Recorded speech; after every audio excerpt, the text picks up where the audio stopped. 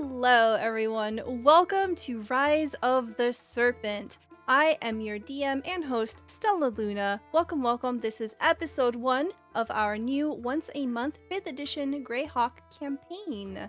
I just want to say real quick thank you to all of our Patreons. Because of you, all of our one-shots, 3-shots, and marathons that we run on this channel are made possible. If you want more information for what you can get for being a Patreon, you can check out this link here in the chat. We also have a YouTube. You can check out this link here to see all of our previous episodes for all of our campaigns. I'm so nervous. If you would like to interact with this game, there are a couple of ways you can do so. You can redeem channel points for free to grant a blessing, which is an advantage die to the player of your choice, or you can add an element of fate to the narrative. Every $5 grants a natural 20 to the player of your choice, which can turn into an auto success in a dire situation. Or every $10 guarantees a draw from the deck of many things. There are cool things, there are scary things, there are many things in the deck of many things. We're going to go ahead and jump right into it. Please tell me about who you are, where we can find you, and don't worry about your character just yet. And we will start off with Trixie Wizard. Oh, it's me. Hi, my name's Aaron. My partner Adam and I make Trixie Wizard comics. You can find us at Trixie Wizard on all the socials or trixiewizard.com. We kind of specialize in a lot of comic art, character portrait art. We love doing D&D parties. We do a lot of Nintendo fan art. And coming up very soon, and a date that is closer than I can believe, we're starting our first Kickstarter with our friends at Mayhem Press called Witchy Cakes. It is a color and shape matching card game where you're trying to stack and build the tallest magical cake while knocking other witches' cakes over in the process. There's secret ingredients, there's bell cards that signify the end of the game, there's a bunch of mischief and mayhem, and I cannot wait for y'all to see it. It's coming so soon. Awesome. Thank you so much. I'm so excited for Witchy Cakes too. It's going to be so good. Yes, I can't wait. Next, we have Gabe Greenspan. Hello, I'm Gabe Greenspan, aka GabeSpan on all of my social things, which include Instagram and TikTok a little bit, but not Twitter because it scares me. I also make comedy things with my buddy Ryan over at youtube.com/theidiotchimney, and I stream pretty regularly as well on Tuesday nights over with Hero Club and that group on their channel, twitch.tv/hero, twitch.tv/hero_club. They're also releasing their newest season of their story set in Emporia Brands Bargain, which I am on, as well as you've heard voices, if you've been listening, of Jasmine and Aaron on this season, lending their voices to that podcast as well. So check that out if you have not. And I'm so excited to be here. Excellent. Thank you. Next, we have Silver Bulette. Hi, everybody. I am Steven, aka Silver Bulette, or Silver_Bulette, here on Twitch as well as over on YouTube. I run a kind of weekly Monday night, 8:30 p.m. Pacific time game called Capes and Caverns, which is superhero D&D. We have a lot of fun. We usually manage to get in at least a session every other week, and that won't happen tonight, by the way. But next week, it'll be fun. The other thing that I do, though, and part of my Twitter handle, which is @WebStagePodcast, I run a podcast called All the Web's a Stage, which is a short play podcast. It's a lot of fun to record. We do 5 to 10 minute plays where we write them and try to perform them just in one take. It's a lot of fun. Come out and enjoy. Thank you. Next, we have Jasmine. Hi, I am Jasmine. I am L_Jasmine on Twitter. And like Gabe said, you can find me. I'm a guest on this season of Hero Club. And I have something to promote finally. I wrote on the latest Kung Fu Panda show that's going to be on Netflix in July, so you guys can check that out then. I guess check out the Kung Fu Panda socials. Thank you so much. And next we have Dirge. Hi, I'm Dirge. You can find me on Twitch and Twitter at Dirge14th.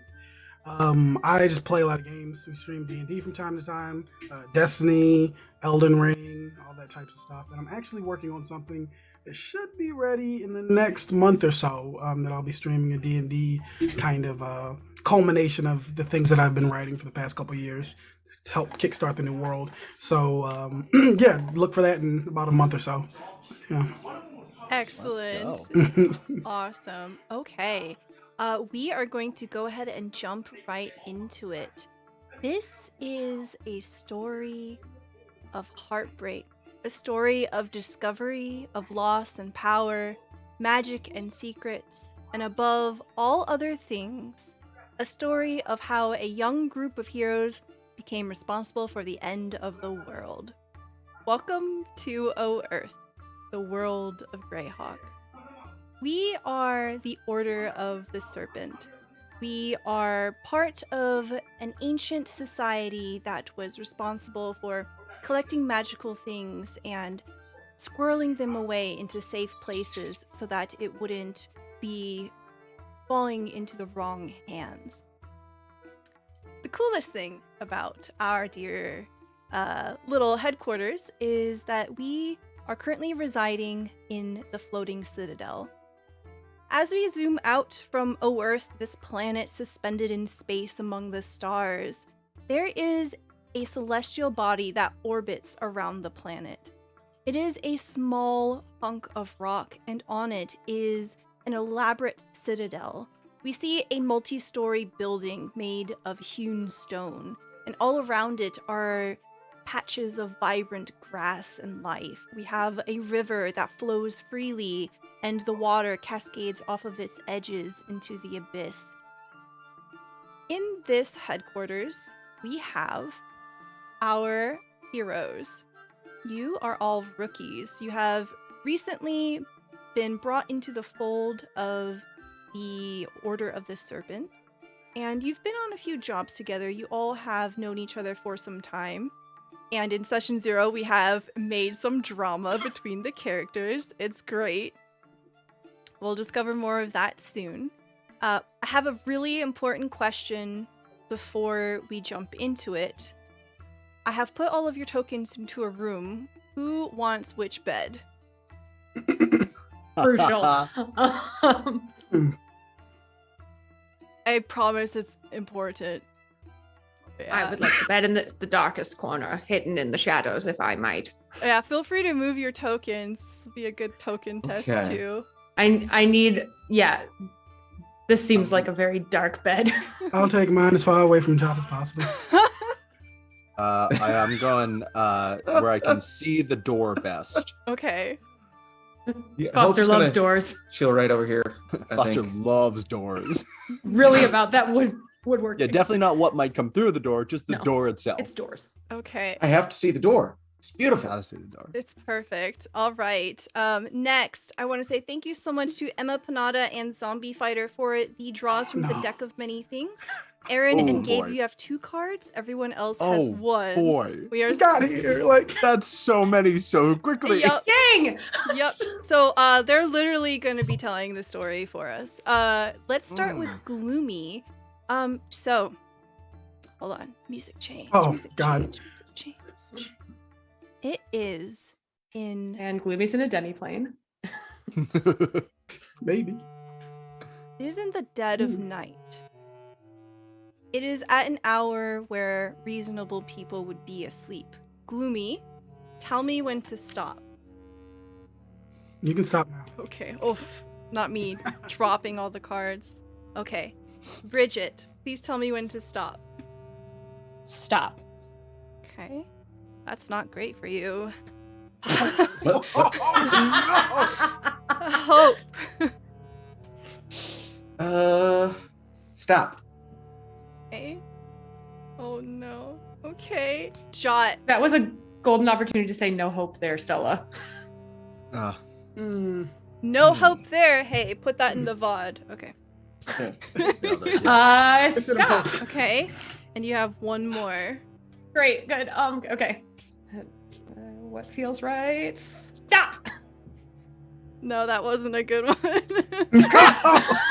Love it. And Foster, 2 cards for you. Yeah. I'm gonna go stop and take the one from the top and the bottom. Okay. That's a lot of red. Okay. Oh. All right. Oh, What? I love it. Okay, it is the dead of night, and the group of you are all sleeping. I need a wisdom saving throw from everybody. Jesus. I told you. Got this is gonna here. be Good morning. nutty. Oh no. Oh, the enrolled Oh. 20 or on Oh, dice. What do I You know Jesus. can better roll about? whatever you like, wherever you want. So we have Foster with a 3. Yep, Oh, that's starting probably not strong. great.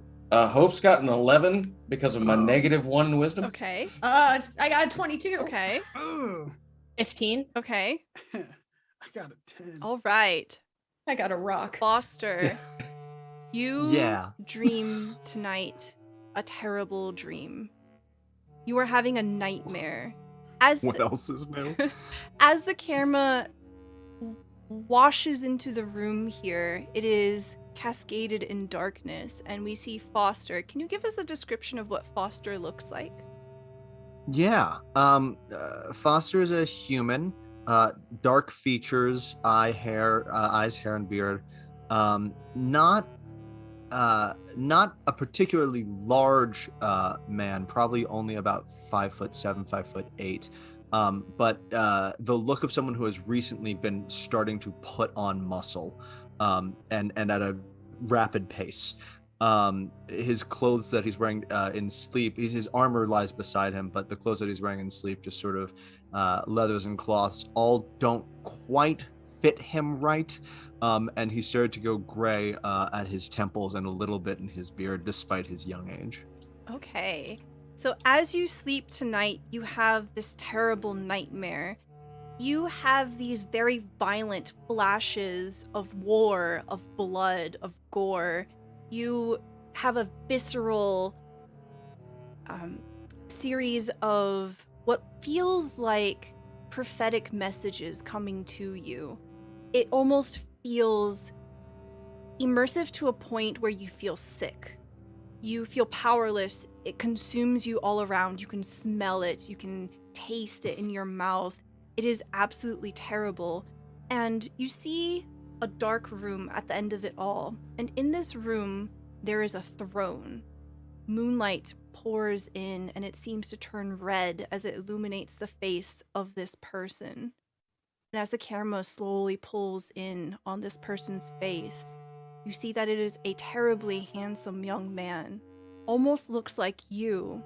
Dark hair, slicked back, dark eyes. And as the person lifts his head, eyes locking with you, you realize that his eyes are blood red, and he says, I will take them all. Nothing will stand in my way. and you wake up in a sweat. What do you do? As he wakes up, Foster's hand goes out instinctively into space, and appearing there out of nowhere is a greatsword. As if from probably from across the room where it had been closer to Jot's bed, flies to his hand, looking to see if anything in this room, if there's any remnant of that dream that has somehow been made reality in this room. Okay, roll me a perception check. Okie dokie. How is that gonna go? Wow. Nat 20. Cool. Nat 20, baby. 23. Okay. I think that the wild adrenaline of your sleep here, you wake up and you're ready to fight for your life. And as you're looking around, you are hyper aware of everything. You realize that one of your companions is snoring. Who it is, we don't know. The shadows are snoring all around you. But you don't see anything unusual, but you do hear something strange. You hear voices. And you know that at this time, usually people are asleep. It sounds almost as if there is something troubling someone, a conversation muted behind the walls. Would going to the wall and sort of pressing an ear against it be enough to hear this? No, you or get would the it be sense leaving it's this room? further away. All right.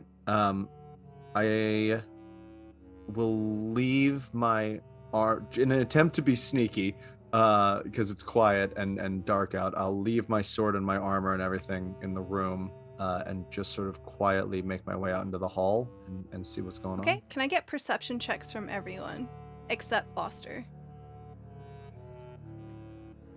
I get advantage because I'm technically not asleep. Yes. Okay, you don't have to roll. You just succeed. Okay. 18 from Hope. Okay. 19. Okay. Big four. Okay. Jot, you don't hear a thing. I'm snoring. I'm the one. Tell me what Jot looks like as you're snoring.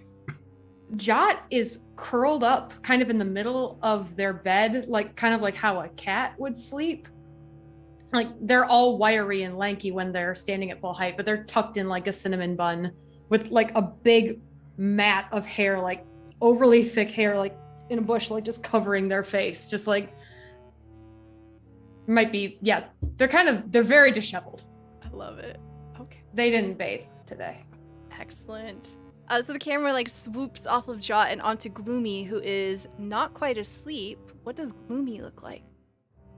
Excuse me. Gloomy is kind of in his meditative state at the moment, and I think as he hears Foster get up and start moving, he kind of just opens one eye and darts over to look at him. He'd probably start following, but he wouldn't say anything. Okay. All right. So Bridget and Hope, you both awake to the sound of both Foster and Gloomy getting up. What does Bridget look like? Bridget is a human with dark hair, dark eyes, and she's very young, but she has like kind of a permanent like seriousness in her face and like she's clearly going for something. She takes herself entirely too seriously. You can kind of just see that on her face, and she's just, trying to just be the most serious one in the room constantly. I love it. As you rouse, you see that both Foster and Gloomy are silently beginning to leave the room.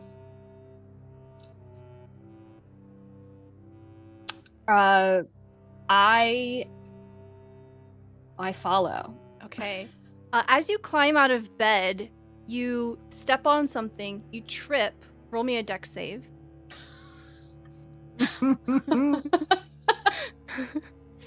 Classic Bridget. 11. Okay. You managed to keep yourself from falling over, but you definitely broke something. You drew the ruin card. Oh my god. Something in your backpack is broken. You can choose what it is, but remove that item from your backpack, please. I was hoping that reaction was for me. Oh no. What did I draw? Should I tell you what it is, or should I just remove it? I broke a small knife. It just snapped in half. Okay, yeah. So Bridget, you hear the snap of metal under your foot, and you realize that it's rendered completely useless. Okay. Foster's eyes like whip around to the other side of the room. What are you doing?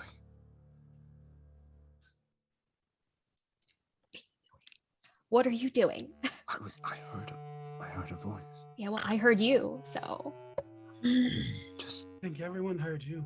Just be quiet. Y'all, it is too late at night for all this. What are you doing? I heard a voice. Okay, great. Tell me what it is in the morning, all right? Great Hope. Hope, as you say this, the camera fixates on you. What does Hope look like? Hope has red pigment. She usually stands at about 5'6". She has some bluish, purplish hair that she wears back in a bun most days, but right now it's all tangled up and wrapped around her black horns.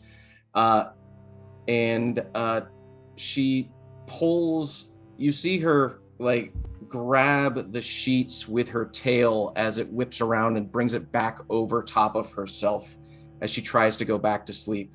But she looks kind of uncomfortable there and can't find a good position now. I love it. Okay.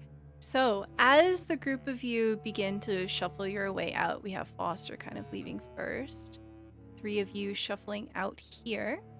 As you enter into the main mess hall, you can hear voices on the other side coming from the direction of the library. And it is dark here. There are no candles lit.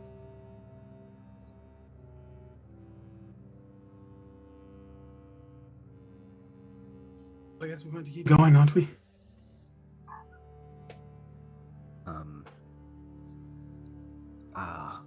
God.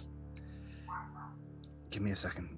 And with what feels like a great effort, even just to generate a cantrip, Foster slowly starts to make a light appear in his hand as he casts light.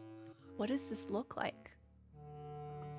It is the barest whisper of a flame, as if like almost a hooded lantern, something that seems like at any moment this light could go out. It is clearly an effort for him just to be generating this much magic at all, but he sort of focuses on it and the light grows a little bit just to illuminate the hallway. Okay.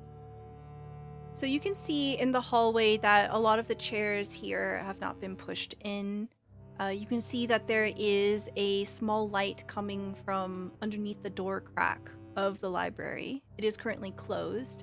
And now that you're out here in the mess hall, all 3 of you can hear the hushed voices of Amira, who is the main administrator, or basically the boss of the headquarters, and Cashel, who is the librarian.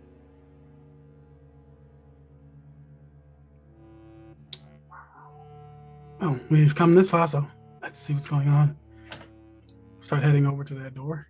Okay. Yeah, quietly. Do you want to go around the southern end or the northern end? Of the table? Why are Yeah. you smiling? I have a face. I'm allowed to smile. Oh God. One end has a mimic. No, sorry. They're over here. Yes. Probably. I mean, logically, the southern. Southern right? end? Yeah, southern Okay, end. who goes first?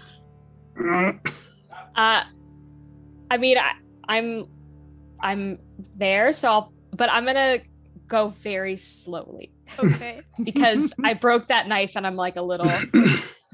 Who knows? Okay.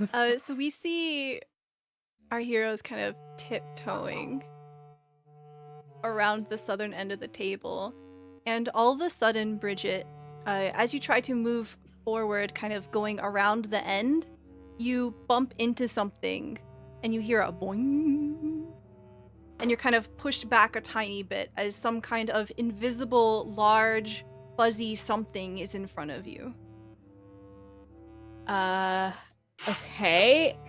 Can I guess detect magic? Yeah. What does it look like when you cast this spell? I hold my hand out and just whisper something very quietly and try to sense some sort of magical presence with the aura, I guess. Okay. Yeah, so as you cast the spell, you're the only one who sees it, but you see the outline around a large hulking creature that's curled up. It looks kind of like a dog. It looks kind of like a gator. It is lilac purple. The outline is kind of lilac purple. And Oh, I should have known. it is absolutely just blocking the way. I turned to the group and I was like, we gotta go the other way. There's no moving this thing. We gotta go. Oh no. All right, over the table it is then. Why over the table? Because it's more fun. I'm walking Over around. the table. Okay, yeah. You walk around the table, no problem. I'm making my way all the way around here. I'm going over it. You're going over it. Okay, roll me a stealth check, Lumi. Okay. Should be good at this.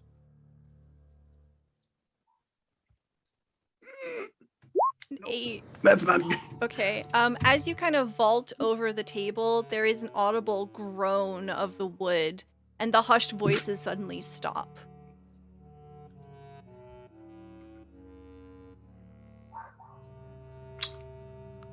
Sorry. I put the light out in my hand. Okay.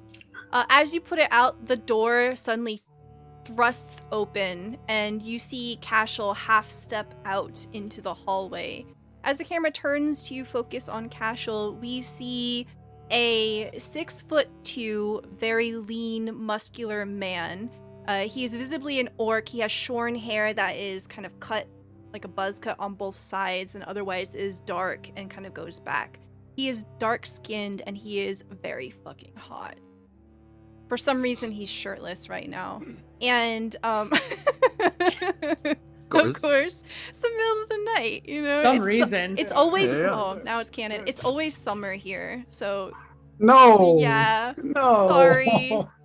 So you see, like, as the light kind of comes bathing out of the room, like, there's, like, this very fine sheen of sweat on his brow, and he looks disturbed and panicked, and his eyes are wide. You can see that one of his hands is on the door handle, and the other is on the hilt of a blade on his hip. Upon noticing who it is, he visibly relaxes. Well, I wasn't expecting you. What are you doing, the three of you? Oh, well, you know, I don't really sleep that much, so I figured I'd take a walk. We just heard voices. Sorry. He looks at Bridget. I was looking for Baba Tupopan, so I just, they disappear. I just wanted to make sure they're okay. Right. Well, you see him look into the room questioningly, and then he looks back at you. All right. Well, you might as well come in. And he urges you into the room here. As the three of you kind of file into the library, you see that there are way more bookshelves than are on the map here. You see that they are floor to ceiling, just books and books and books and books, and a number of different scroll cabinets. There are tables here. And this is an area in which I think most of you work, right? Yeah, Hope is the other librarian assistant. So Foster and Bridget, you are both very familiar with this room. And here you see seated on the other side is Amira. Amira is a very tiny, elderly woman. You know that she is very kind and that she has the best interest of everyone that lives here and works here in mind at all times. She has gray hair that is pulled into a tight, massive bun. The bun is almost as big as her skull. She has these shiny black eyes and wears these oversized spectacles on her face. And she has this beautiful dark olive skin. She's seated here on a chair and looks very worried at the three of you. Oh heavens! I suppose it's only a matter of time before we have a discussion anyway. I unfortunately have come across some very bad news. Something terrible has happened.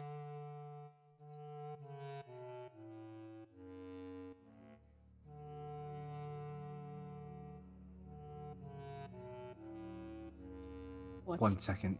I'm so sorry. I'll be right back. Foster goes out of the room, back all the way around the table, back into our sleeping quarters, straight to Jot's bed. Jot is in an impossible contortionist position, just flailed all over the bed. God. What? Something Hi, bad. what? Something bad. You probably want to know about it. If it's a big spider, I can get it in the morning. Not a spider. Rat. Mira wants to talk to us about. Skeleton. I don't know. Okay. All right, do you have the sword or do I have the sword? It's up by my bed. Okay. Will you carry it? It's heavy. Yeah. Do it. Help. Help! Is this an all hands on deck thing? What are we doing? It doesn't have to. I just All thought right. Jot would want to know about bad things. Well, I'm up now, so It's a might as very well come. particular thing to think I'd want to know. You like to be informed. I do. Sorry. I was just having a really good dream about chasing a rat. Yeah. Yeah. Well, Okay. let's go learn about the bad thing. John, This goes on for a long time. I don't want to bring the sword. It's weird to. We're going to the library. It just feels like a big thing to bring to the library. I'll carry it. No, we can just. I think we just leave it here, and then, if we need it, For the bad thing. Yeah. Well. Okay, I'll take the sword, John. Yeah. Fine. Yeah. I'll take Thank the you. sword. Snapper it out. Hope is just sleepily making her way over to the library, to the south side of the table, of course. Yeah. Jot has grabbed your tail and pulled you out of the way as you almost walk into a wall. Like, we've done this before. What? Yeah. Nothing. You're doing great. Okay. Jot will also climb over the table. Okay. While that's all happening, though, Bridge is just like, was he gonna come back? Are we waiting? Mira's like, should I go now? Should I speak now? Should I tell you the terrible things now? Yeah, go for it. Okay. So the story begins as the group of you are not even in the room yet. We have received word that there is a dark force surmounting near the Howling Hills. There are troubling omens that speak of a terrible power coming to rise. No, I'm so sorry. Can you start over? I don't know if Jot and Elf got all what you were just saying. What? Yes, of course. Please sit down. There is a terrible power beginning to rise in the Howling Hills. We have received dark omens, and we will need someone to investigate. We think it will be incredibly dangerous, and we know that perhaps it might be beyond your experience as far as the level of threat it may incur. But we want you to go to gather information. The A team is currently away. Out of curiosity, which letter are we? Oh, Jot. You sweet B. darling. Could you get me some C. tea from the kitchen, please? Yeah, I can do that. Really quick look at Foster. I knew you didn't want to bring the sword. There's a rising darkness in the Howling Hills. Off to the kitchen. I'll take some tea too. That'd be good. Thanks. I put a hand on Amira's shoulder and I look like very earnestly into her eyes and I'm like, you have nothing to worry about. I've got this. Oh dear. We can talk more in the morning. I was hoping to discuss the details over breakfast, but I have faith in you to check it out and then leave at the first sign of trouble. There is a massive crashing sound from the kitchen. Sorry, it's fine. Don't come in here. I'll be right back.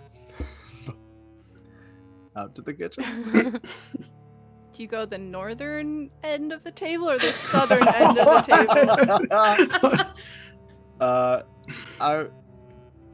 table? Foster will go to maybe put a hand like he's gonna vault the table because he's getting so tired of walking the full length of this table. It's a long table.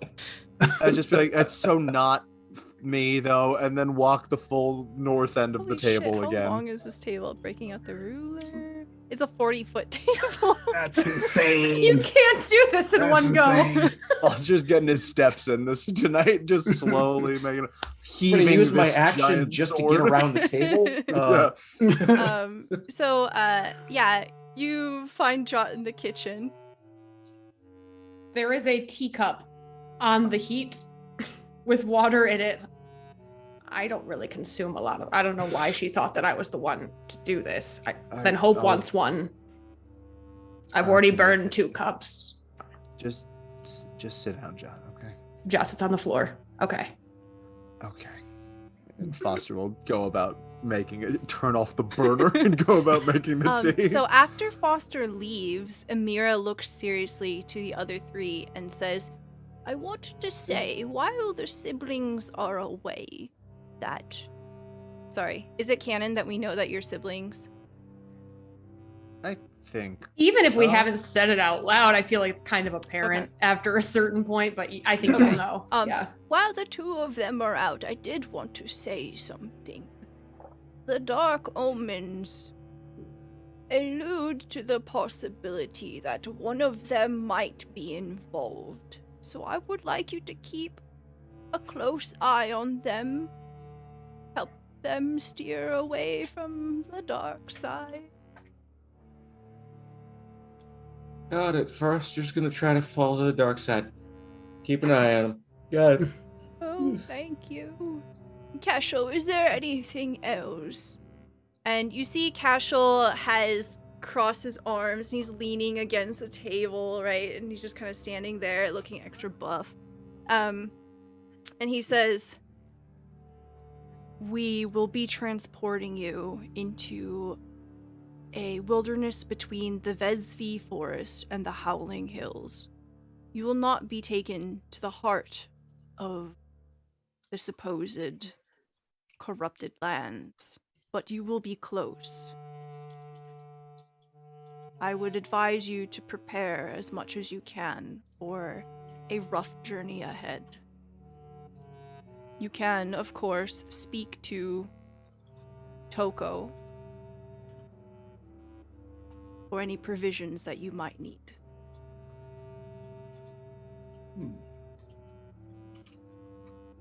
Well, sounds like fun. We'll be sure to check in. Well, I suppose for now you should try to get some more rest, and we will speak to Dristan on wheeling up the transporter in the morning. Sounds good. Let us know if we need to help with moving transporter. Always happy to help. Thank you, Hope. In the morning. Yes.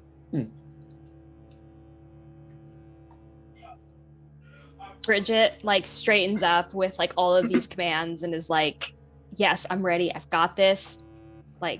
I'm down. Let's do it. And then after he says, you guys should get some rest, she almost marches out and is like, As you're awkwardly as you're leaving the threshold, Amira goes, Bridget,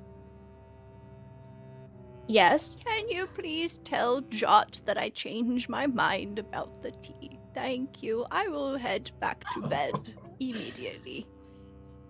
I have 5 new burns. Wait, where are you going? Yes, of course. I will absolutely let them know. And I go to the kitchen. Hey, tea's ready. 5 burns. We're good Hope on the just tea. crawls very slowly back over the table.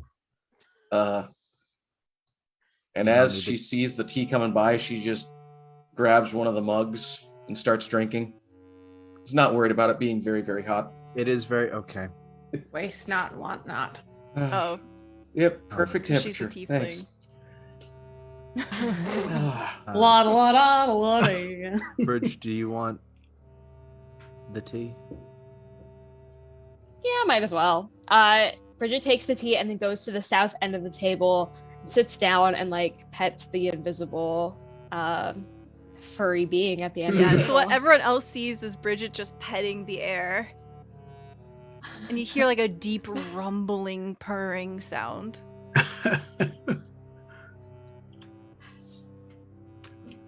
I think as Gloomy leaves, he's not really been in the library, so he's kind of taking books and pulling them down to look at them really quick, and he might try and take a few of them with him. Okay. Are you doing this surreptitiously or overtly?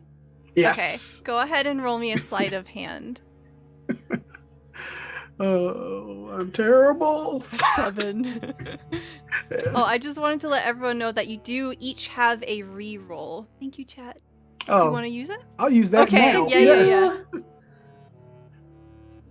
That's much better. 21. 21. Okay. You take 1 book. Ooh. So this book, But so well. yeah, like so. I'll give you a +1. All right, you get 2 books. Ooh. So Ooh. one Thank you. is about owl bears, and the other that's- one is about ritual circles. Ooh, I like that.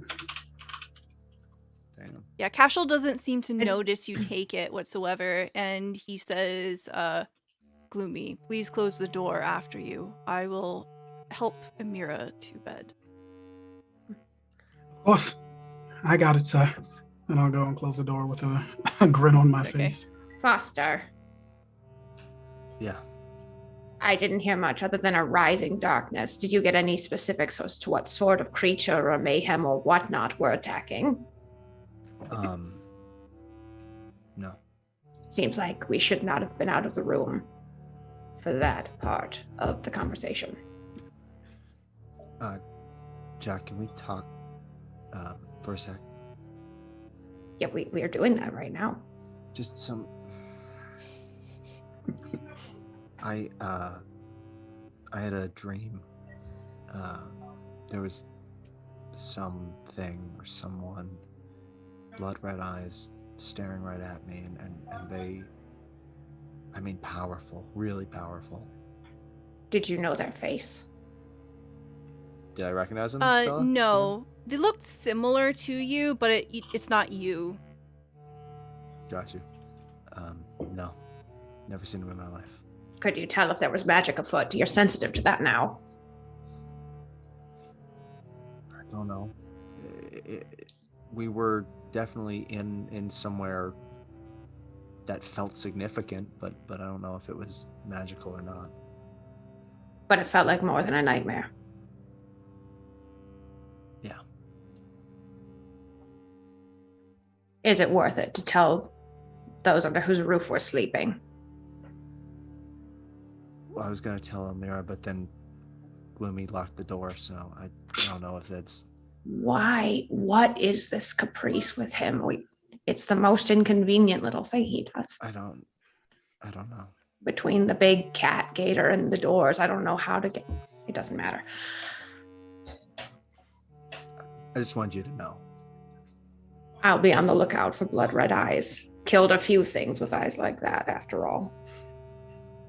Yeah. Don't you worry. Great. I'll carry the sword back. And Jot takes it and There's starts no need to do. Okay. dragging it behind them like a child's wagon. Like, come on, back It's to bed. So loud. It's not good for the blade. I'm gonna have to sharpen it again in the morning. There's now. a groove in the floorboards behind them. A very deep gouge in the floor. Doing my part. Follow them back to bed. Excellent. Does anyone want to do anything other than rest? It is going to be about maybe 3 or 4 hours before sunrise.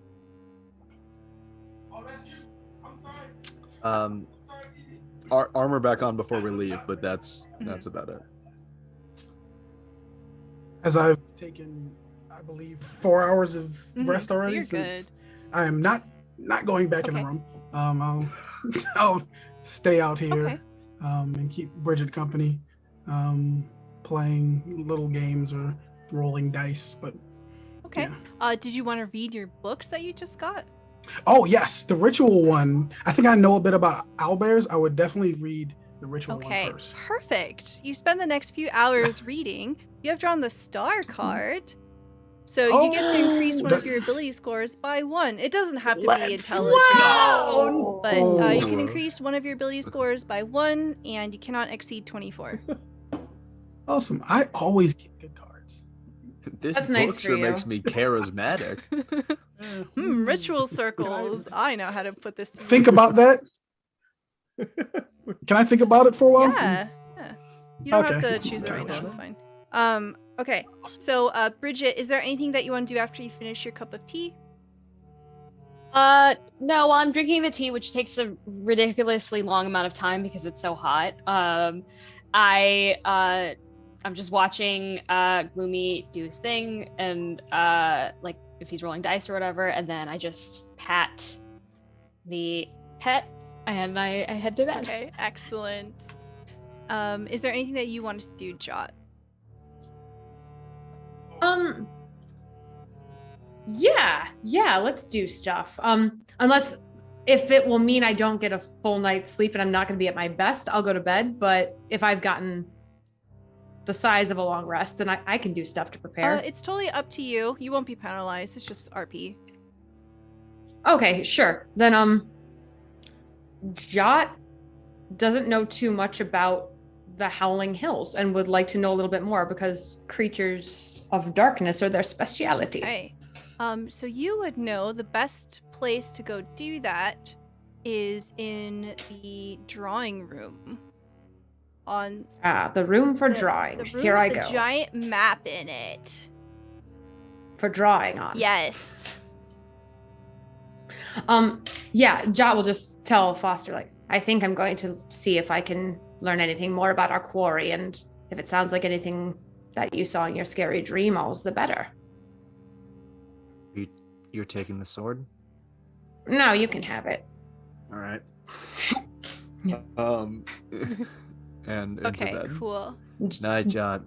Jot, from walking halfway up the wall and then onto the ceiling upside down, good night, Foster, and starts running gleefully along the ceiling towards the my drawing God. room. What a nightmare child. I love them so Okay, much. so you go into the map room. And we get a map. So, in the map, you kind of like do some research here. Go ahead and roll me a history check. Crap, I'm the wrong person to do all of this. Plus nothing. Here we go. 17. Not bad. Okay. Hey. So Nice. you see that the Howling Hills are about here. So they're a bit on the northern side of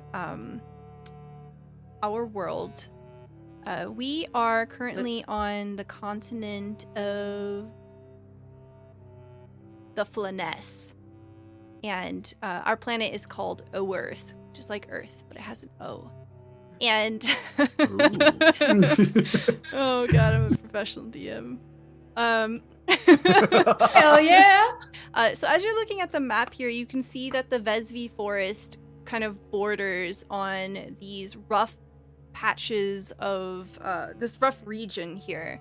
You can see that the map that you're looking at is enchanted. It is essentially like a topography map where it has like the 3D kind of like terrain, and you can see like the elevation of things that have been mapped out.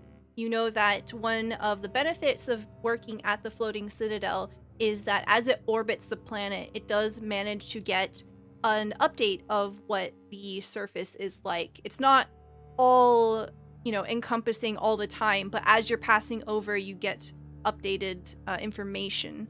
And I mean, first thing, Jot's like on the wall, like, oh no, look out, a meteor's coming right for you, and like jumps sideways and like somersaults into the map. I love it. Yeah, No even as rules. you're like Late night standing Jot. on the map here, like it's kind of like around you. This is all illusion magic, so it's not like you're actually physically disrupting anything. Oh yeah. So you're like a Yeah. kaiju on the planet now. All right. All right. So Focus on. on the northern side of the Vesvi forest, as you're kind of reading notes that are tucked away in scrolls here, you read that the forest has a plethora of dangerous creatures. With your 17, you read about shape changers. And you discover that they have a weakness to silver. There was silver in the dining room. And then Jot will, I'm assuming with that history, I can kind of just say lore-wise, calling on their family's lineage as monster hunters, kind of knows a thing or two with werewolves and skin changers Yes. and whatnot. And Jot goes to find silver blades for all of their I friends. love it. Turns up with forks. Love it. Go ahead and roll me an investigation check here. Yeah, probably gonna be spoons. Here we go. Oh no. Oh no. You are right, Silver, about juggling this stupid Roll20 window sometimes. I never remember to pop it out. Investigation. Okay, 11. You. I'm gonna roll again. Can I please? Yes, please you can use your blessing. Or actually, use this. So can I? Since I was just accidentally rolling advantage disadvantage, can I have the second one? Or do Go you want ahead me and to roll twice? again, please. Sure. Okay, 16. Hey! Very good. You find 5 silver knives, which will count as daggers. We Look can't at that. fail. Yeah. Jot puts them all. Jot is wearing like pantaloons and a giant duster and some kind of slippers, and that's it. So just in one of the many pockets in this way too big duster, Jot just shoves all the knives and takes one like escargot fork because they think it'd be funny if that ends up getting a killing blow. I love it. Okay. Yeah, so you feel pretty confident about this information you've collected. You've got some equipment. You've got a couple of hours left if you want to do something, but you will probably be roleplay-wise tired. Nah, I'll go back to bed. I've never slept with cutlery before. God. All right.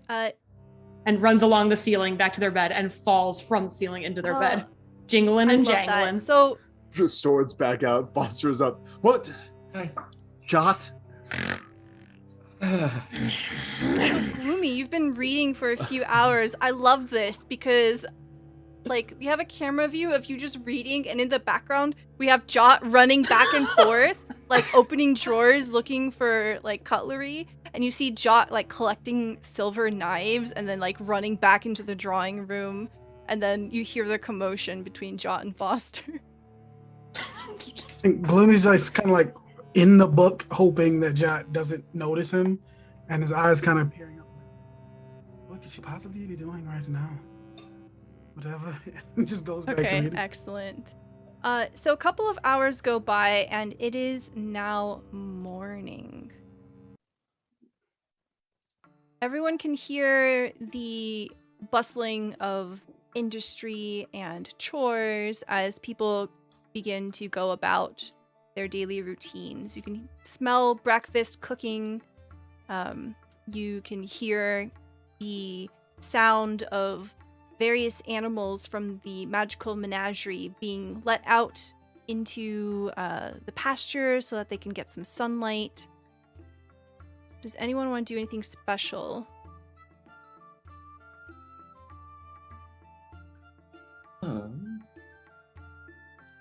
I think first thing Hope is gonna do is go find.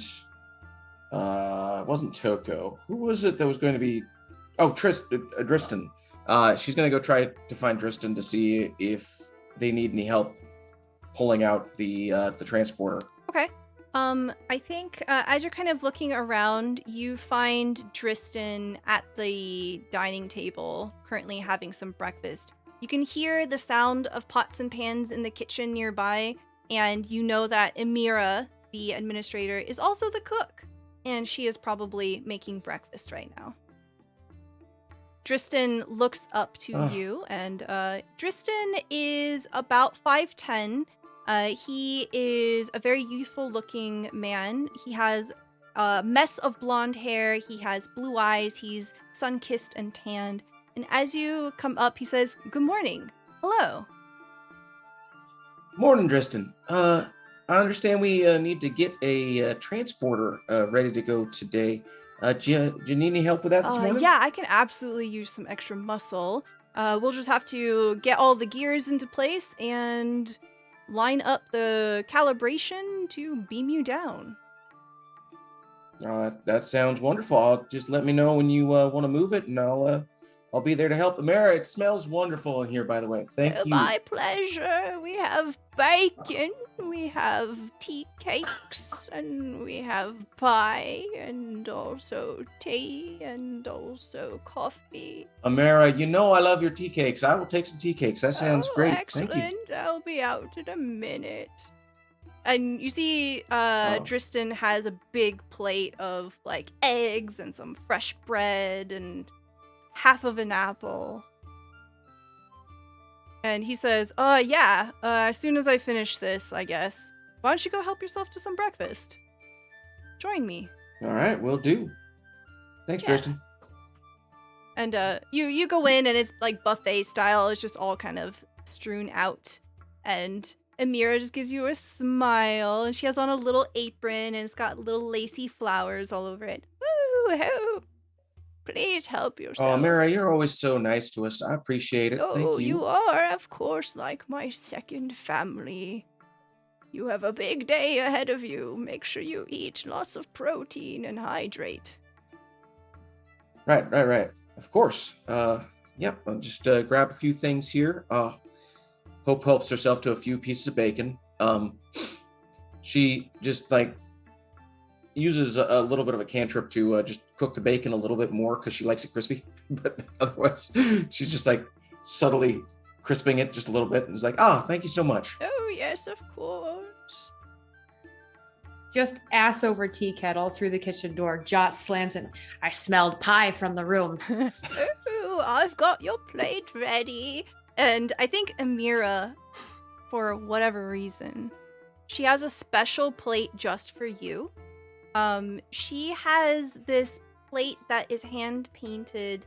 It is very large and it has kind of like a lip so that if you had any kind of sauce or something, it wouldn't spill over. And this plate Thank has you. broken 100 times and Amira has cast mending on it 100 times for you. And right in the smack middle of this plate is a very large sunflower. And on it is your favorite breakfast items. Amira would have memorized these for you. It's 3 slices of pie. Just like a Jenga Yes. tower. I will need a fork. Wait. No, I won't. Pulls out the escargot fork. Bon appetit. Here I go. Make sure you hydrate. There's a lot of salt in that. I don't bake. I think there's salt. No, for The sure. pie? For sure, yeah. In the crust? Yeah, There's a you got- lot Hey, of you need a salt. little bit. No, hopefully not a lot, but She might have Yeah, mixed it some. up with the sugar now that I'm thinking. Amira's a good cook. Amira bakes well. Stella doesn't fucking bake, so I don't know. There is an appropriate Grabs a pitcher amount of of water. salt Yeah. in it.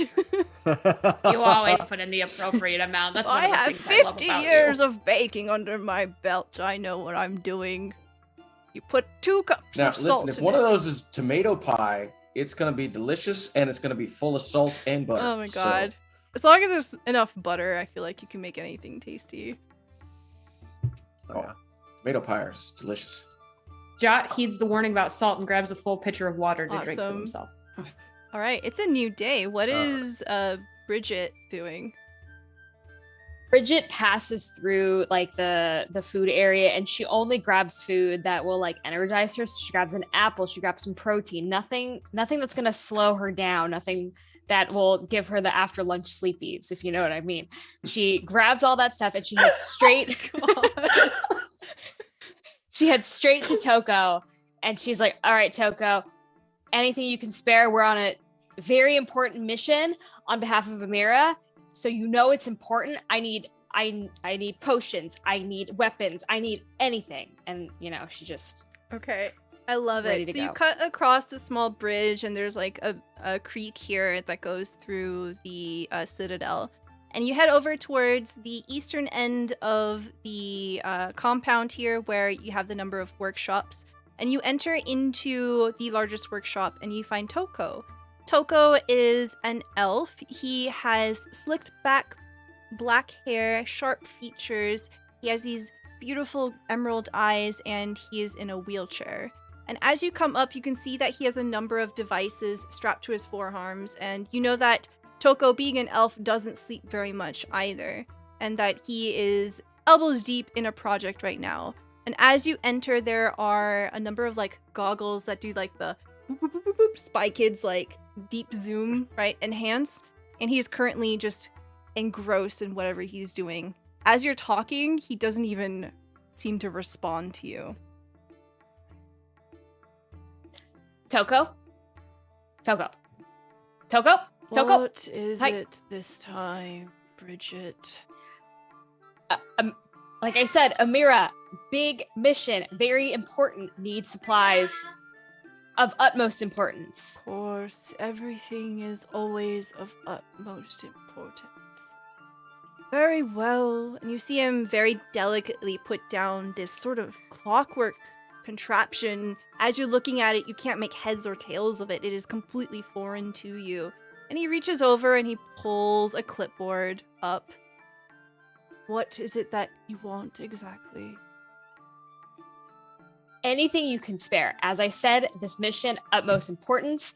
Where are you going? I don't, all the potions, all the equipment, that thing that you're working on, I can test it out for you. I can see if it works. No, you can't. It will be 5 potions of healing,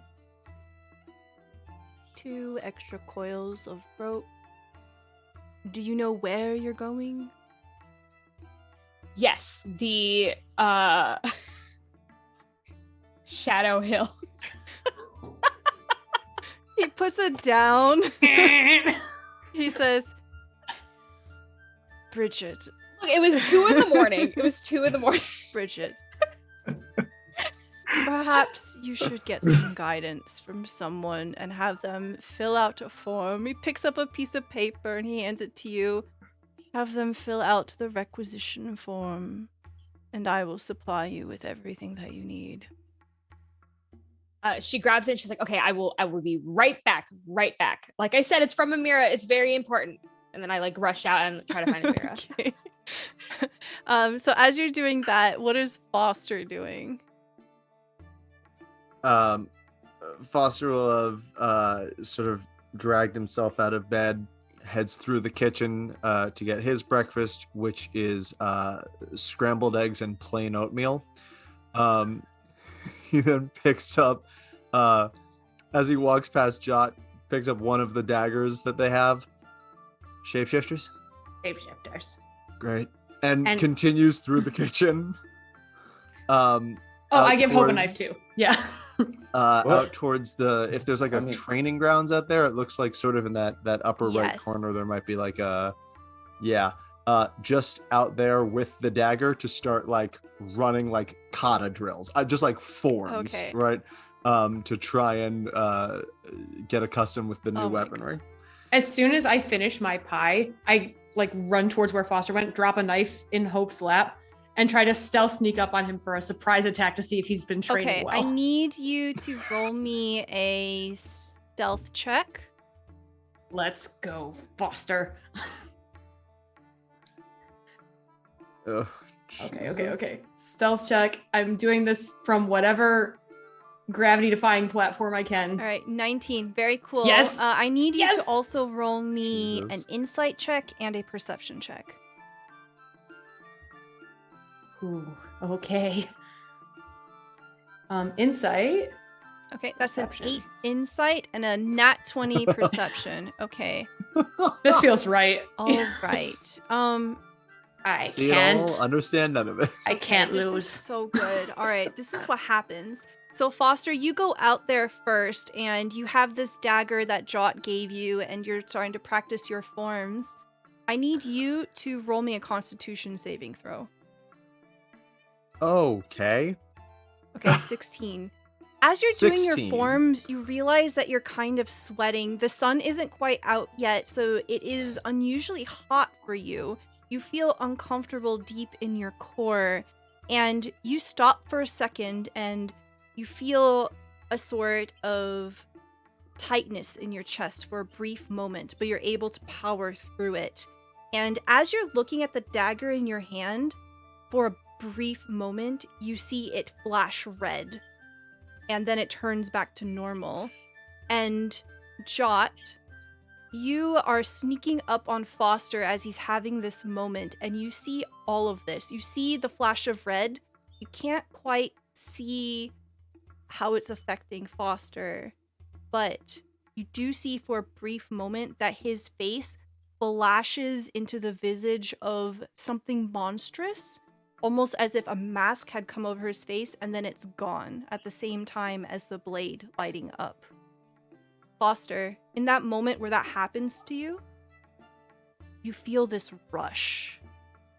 Feel almost as if you're exhilarated, as if you're stronger, more powerful. as if there's something inside of you that wants to burst out, but it's stuck in your mortal shell. So, Jot, you can't see how he's feeling, but you see this happen. What do? You're stealthing and he doesn't hear you.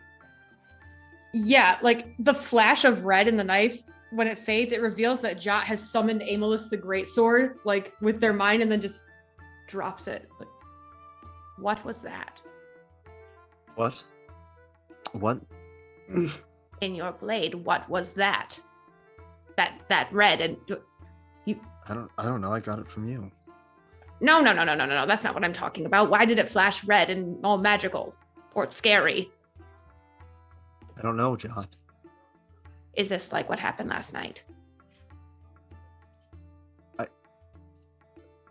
I don't know, John. Just let it go, okay?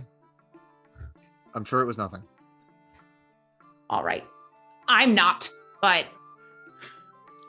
you look really sweaty, which is weird for you. Well, shut up. You shut up. You shut up. You shut up. I was sneaking No, up on you. I had the upper hand that time, You by had the way. nothing. Absolutely not. I was I gonna saw sneak you you out coming of the from a knee. mile away. Oh my god. Pants on fire. You always yell.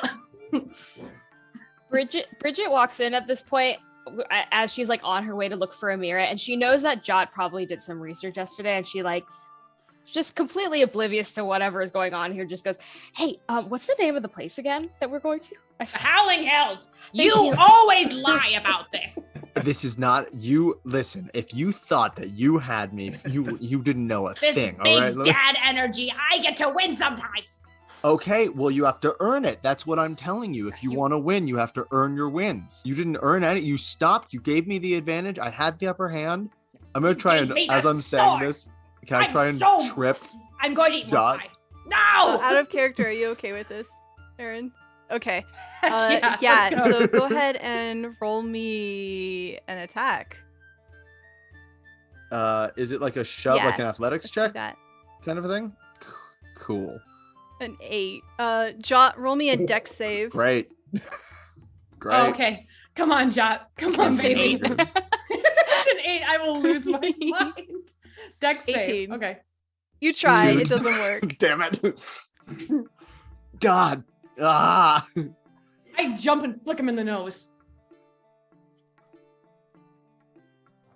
See that? Sweaty. I'm going to eat more pie. Just turn around back Yeah. to drills. Turn it. I love it. Okay. So, as we kind of move along there, Foster, you have drawn the Sun card. So you gain a wondrous item here. For you, you essentially get a Mask of the Beast, and you can activate this at will. Okay. Essentially, Gotta I'm just gonna look be- up on I'm just gonna be upfront with you. You're cursed, right? Yeah, I think Yeah. it's pretty obvious you're fucking cursed. You You are so cursed. But part of this beautiful curse is that you have this wondrous item that can't be removed from you because it's part of your body now. So enjoy. Oh, well, Great. Yeah, but it functions Cool. exactly like it would normally. Okay. Okay. So as we move back into the kitchen, we see Bridget kind of burst in with the form, and Amira is like starting to scrub some pots and pans. Well, if everyone's awake now, then we can gather around the table and perform the briefing and then align the calibration of the transporter and set you on your mission to retrieve information on the very dire and strange dark omens that is. Yes, Bridget, what is it? Can you fill this form out? Oh, Can you yes. fill it out? Thank you. 1 second. My hands are wet and covered in suds. And she kind of like turns slowly, and she's just kind of like drying her hands. Amira, Bridget's- if you wanna get everything prepped for what you need to do, I'll take care of the rest of the dishes. You're fine. Thank you, Hope. You give me hope. She takes the fork. I Trail actually got it this time. And she goes sit down. Tristan has left. I love it. Okay, Gloomy, what are you doing? Oh, there's a lot going on.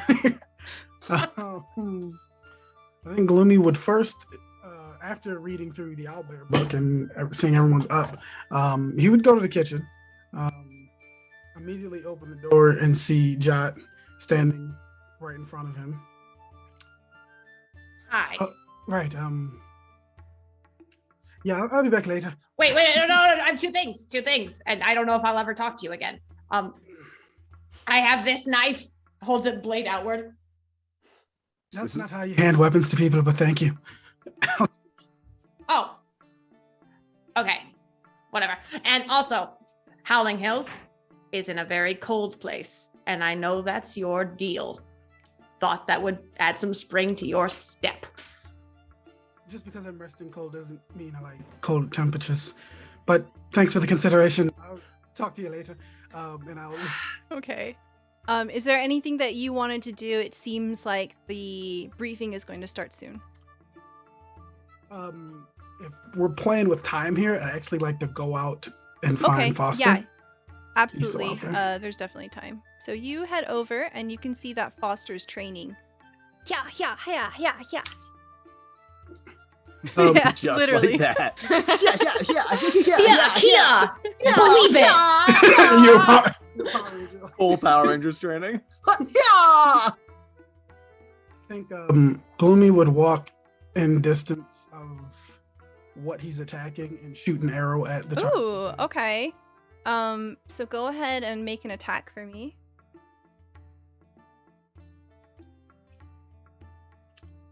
Okay, yeah, 21. just out of nowhere, right into the head. Didn't scare you, did I? I don't know what impression I gave off that made everyone here think it was a good idea to sneak up on me when I'm holding a weapon. Point taken, but it's in my nature. What do you need, Gloomy? I don't need anything, but you seem like you might need something. Had a rough night last night, did you? Tossing and turning, cold sweat. Yeah, well, nightmares. They come and go. What kind of nightmares? Standard issue. Huh. You don't really sleep, right? I can, but I don't. So you ever have nightmares of any kind? Probably not the ones that you're normally used to. Okay.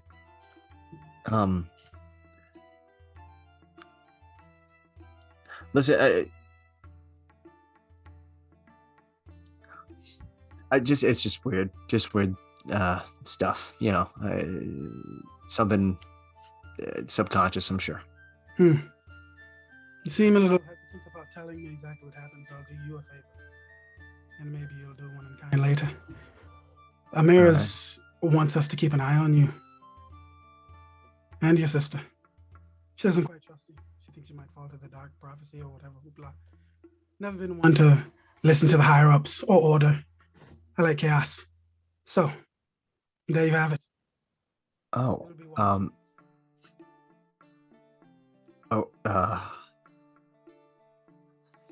thank you. Now you owe me one. No reason to thank me. Great. I'll see you later, Foster. I'll make my way. Yep, see ya. Okay. All right. So if there's anything else that anyone wants to do, we'll start the briefing. Would I go back to Toko before the briefing, or would I do the briefing So and then go back? Amira has the paper and she's like filling it out very slowly right now at the table. So they're gonna happen at the same time.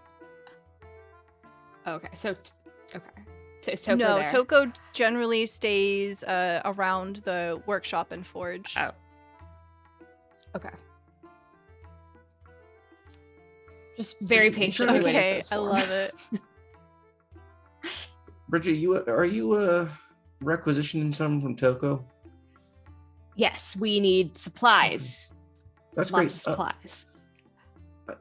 Could you ask him about improvements to leather armor? I'm a little worried. There was some statement about this being a little bit dangerous, and I don't know. I'm just feeling a little unsafe here.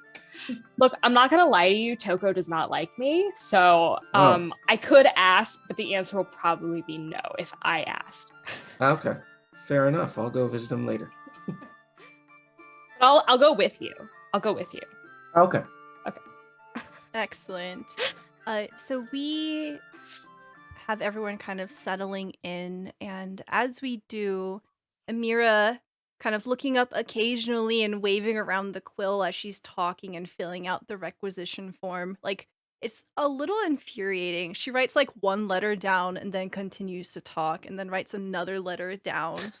And is definitely kind of Jesus. long-winded, but we'll get into the details of the briefing here in just a moment. We are going to have a quick break. So please join us in doing a stretch, grabbing some water, grabbing a snack, and we'll be back in about 5 minutes. Sound good?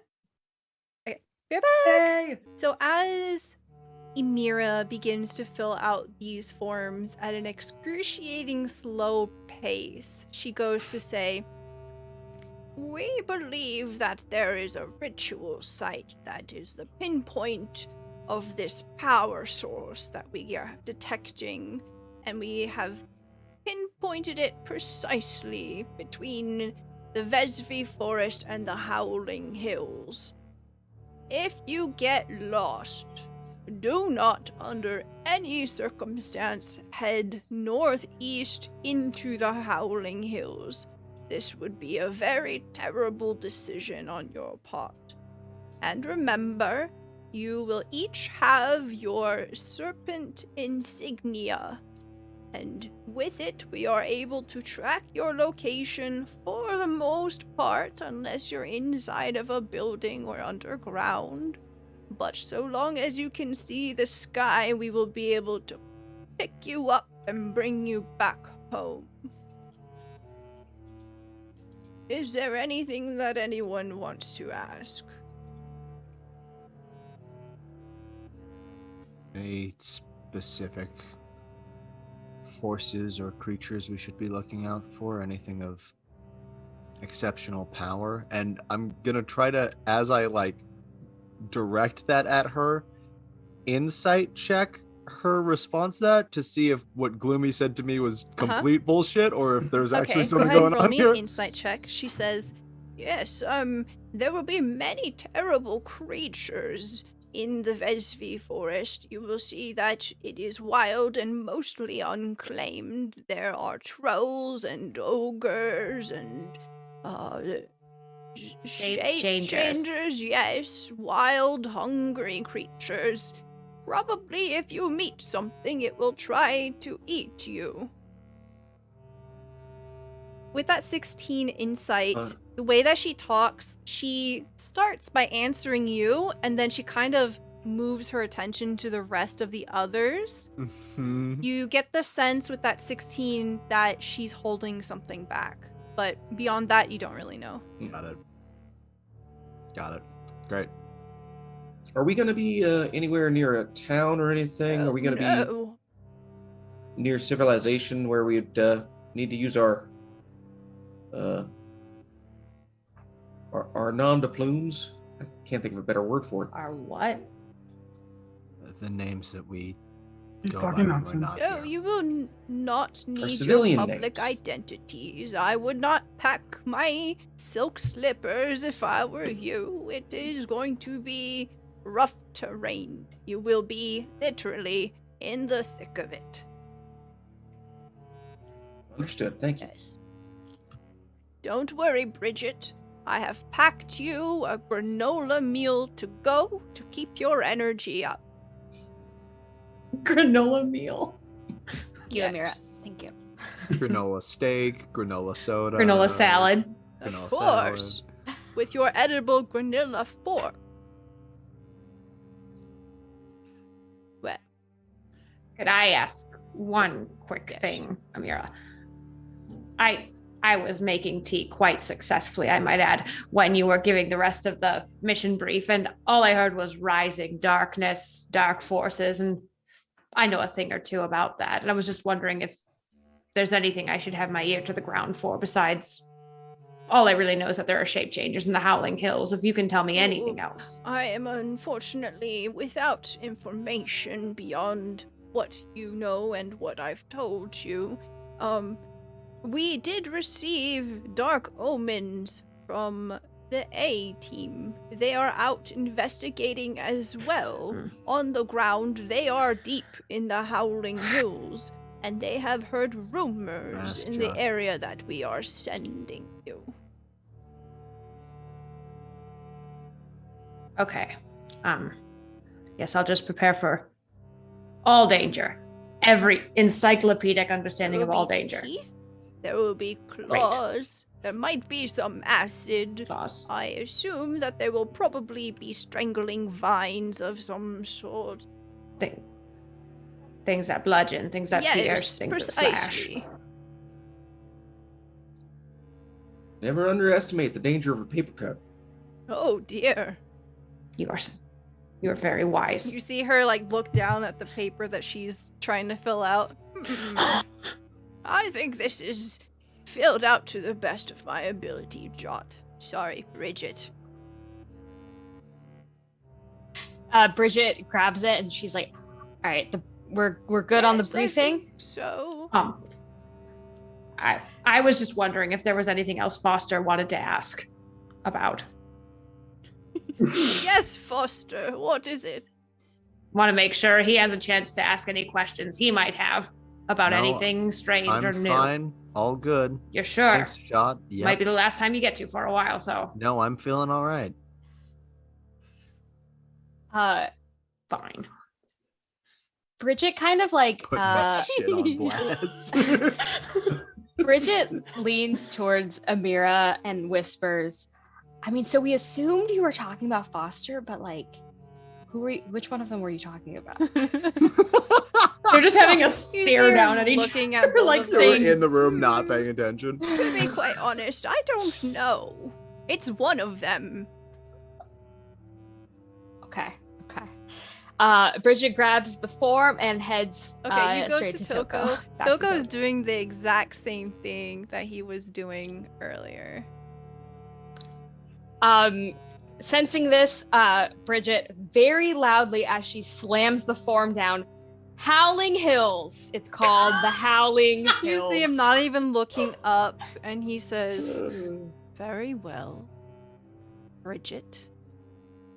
I see you've found a map."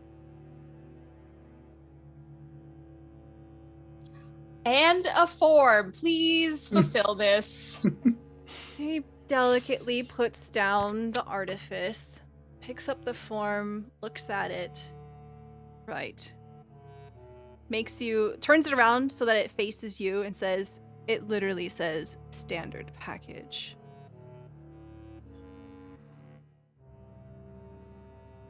Bridget's very disappointed. But she kind of picks herself up and she's like, "Yes, because we are so skilled, we will not need anything else." And she stares daggers at Toko, like, Roll me an intimidation check. Or persuasion, you can choose here. Oh, yeah?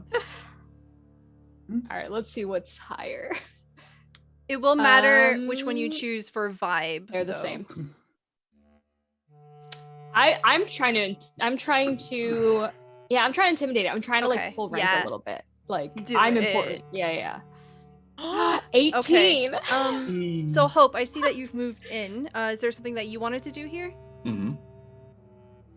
Oh yeah, I'm just peeking my head around a little bit. I can see that they're having this interaction, so Okay. I'm letting it finish. Yeah, so but- Toko, Just as you say this, Bridget, he leans back in his wheelchair and he looks you up and down.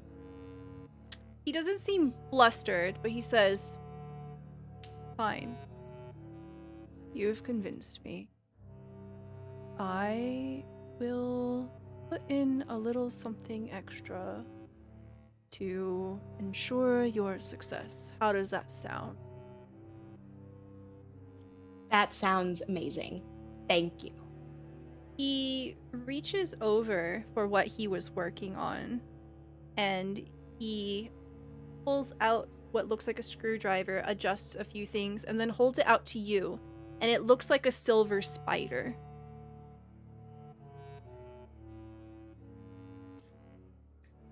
Can I roll I guess. Do I think it's magic? So Should I you can roll an Arcana investigation if you want to like kind of figure it out mechanically. You can roll Arcana if you want to go more of like, is this magic kind of route? I'll roll an investigation. Very Oh, good. 22. Okay. By looking at it, you can tell that it is some sort of weapon augment. The way that it's designed, it's supposed to grab onto something and probably like permanently affix to it from the way that it's designed. It looks as if it's more or less like a clamp sort of motion. Other than that, it is silver, and you see that the inner belly of the flat side that probably goes against a weapon, it looks as if there is a vial that is filled with liquid silver in it. But I'm not 100% sure what it does specifically. It's definitely a weapon augment, a permanent weapon upgrade. Okay. Okay. I take it and I say, thank you. I will use this wisely. I'm sure you will. And And you see Toko just kind of look from you, deadpan, and looks to Hope.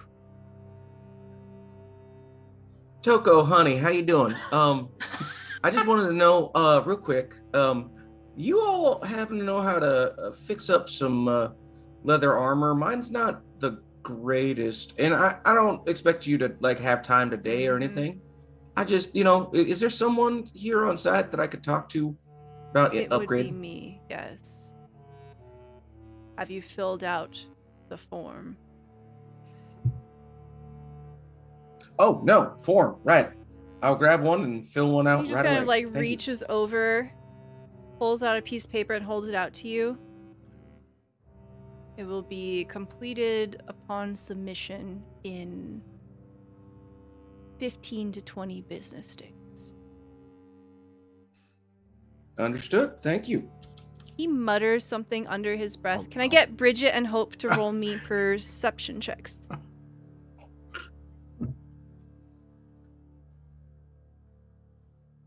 Okay. 17.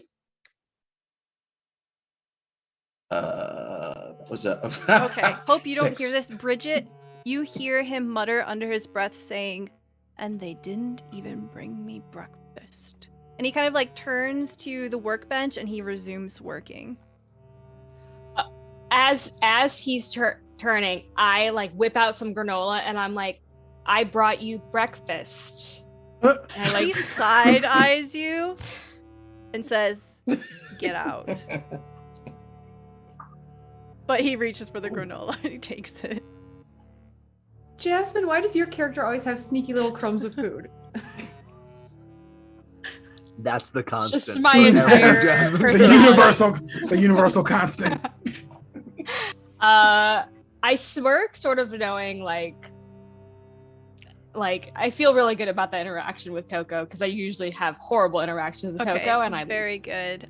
So while this is going on, we go back over into the dining hall, and Amira adjusts her glasses and says, "Oh, there goes Bridget and Hope.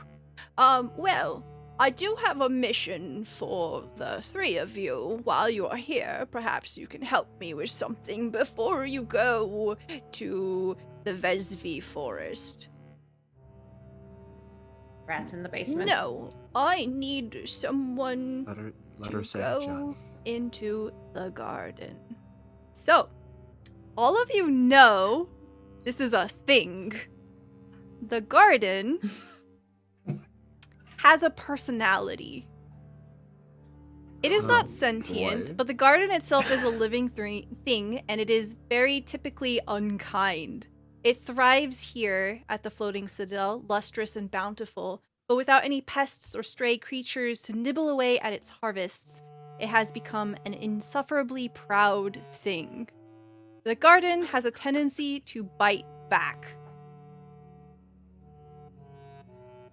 We are running a bit low on greens, and I need someone to go into the garden.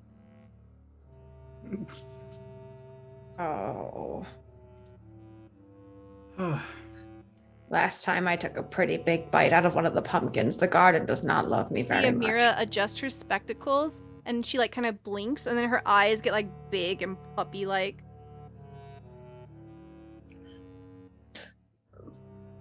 But it is the sacred duty of any hero to help those in need. I can make a very delicious soup with the cabbage. The cabbages do bludgeoning damage. We'd be happy to, is what they mean to say. Yeah, what he said. Thank you. All right, well, I should go look at the mail. She just Sure, you have a You lot have of to. you It's have a lot of very really important. duties running She this leaves. place. I get it. Yeah, for sure. I guess the silver lining is that we're all meant to use this as a bonding exercise to become closer as Yeah, friends. Gloomy, Look like- at Gloomy. on the other side of the table. I hardly think that's the case, but you can go ahead and take the lead. Well, you never know. Sometimes fate just wants you to let your guard down and be. Foster's already on his way out the room. Okay. You head over to the garden. There are many gardens on here. Just ignore that fact. It's all one living thing, I guess. Yeah. There are a great number of cabbages and parsnips in a very, like, Stardew Valley kind of way here. You know that the garden is very self-sufficient, and it's able to more or less plant all of these things by itself. The only interaction that we have to do here is just literally harvest it. And it just replenishes by itself without needing much care. As you're coming up to the small, like, wooden fence that has been constructed around it, you see the cabbages beginning to warble at your presence. Okay. Do you want to try and talk to it, or should I just start attacking cabbage? No. We'll try and talk to it. Do you speak produce? Oh, I'd love to see this. Yes, go ahead, Foster. Speak for produce. Hi. Strong. We would like some cabbage. You see please. all of the cabbage heads, they stop, and all the leaves kind of point at you.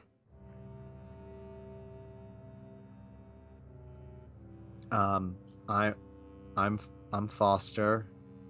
You've probably seen me around, and this is Gloomy, and this is Jot. We've met.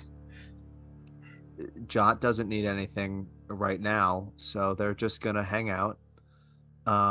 But maybe if you feel generous, you know, you could lend some cabbage to either me or Go Gloomy ahead here. and roll persuasion.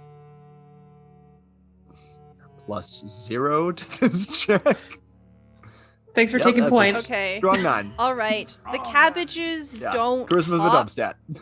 so you don't really know how they're responding. They don't change. They're still pointing at you. What do you do next? Great. Hey Gloomy, you want to take over from here? Sure, why not? Let's see what we can do. I believe in you. You're going to be great. Of course you do. Can I kneel down and I'm gonna do like a swap. insight check on Like Indiana Um, Jones. to see if if the cabbages even understood Foster in the first place. Roll me a nature check. Okay, I'll do that. You would think I was good at nature. I'm not. Okay, an 8. Nope. You have That's an no 8. idea. There are no eyebrows on these cabbages. Yeah. All right. Well, as you said, we need some cabbage. And you're the best garden around. Everybody's talking about you. They'd love to make a stew out of you. So why don't you just let us Mention that we're gonna have- eat it. Why don't you just let us have some cabbage? Okay.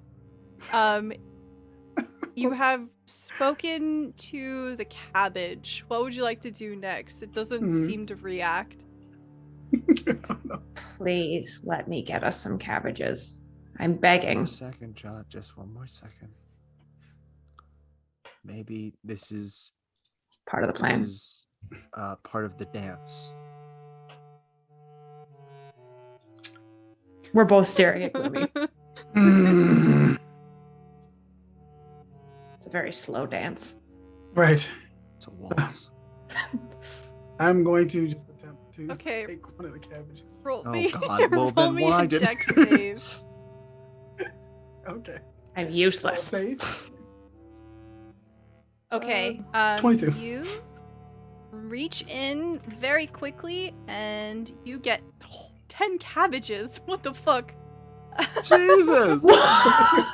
I'll take it. Like, Why can't I hold all these cabbages? I feel like Gloomy like kneels down and just sits there for like a painfully long time, just staring at the cabbage, and then out of nowhere just starts whipping them out of the ground. So you manage to pull out 10 cabbages, and as you do, cabbages begin, the ones that are still rooted, begin to flail dangerously, and you're able to get out with no problem. Back up, back up. Thank you so much. This is very kind of you. I appreciate everything. Well, let you know how I'm not done with you. No, John, stop. Time John and place, holding John pumpkin. back. John, come on.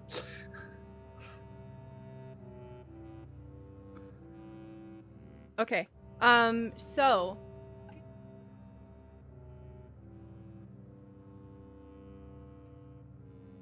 I can No, work you're on good. cabbages for another. Yeah, I Fun. got you so have much 10 more. cabbages, Yeah. and yeah, you bring them into the kitchen, and we go back to the others.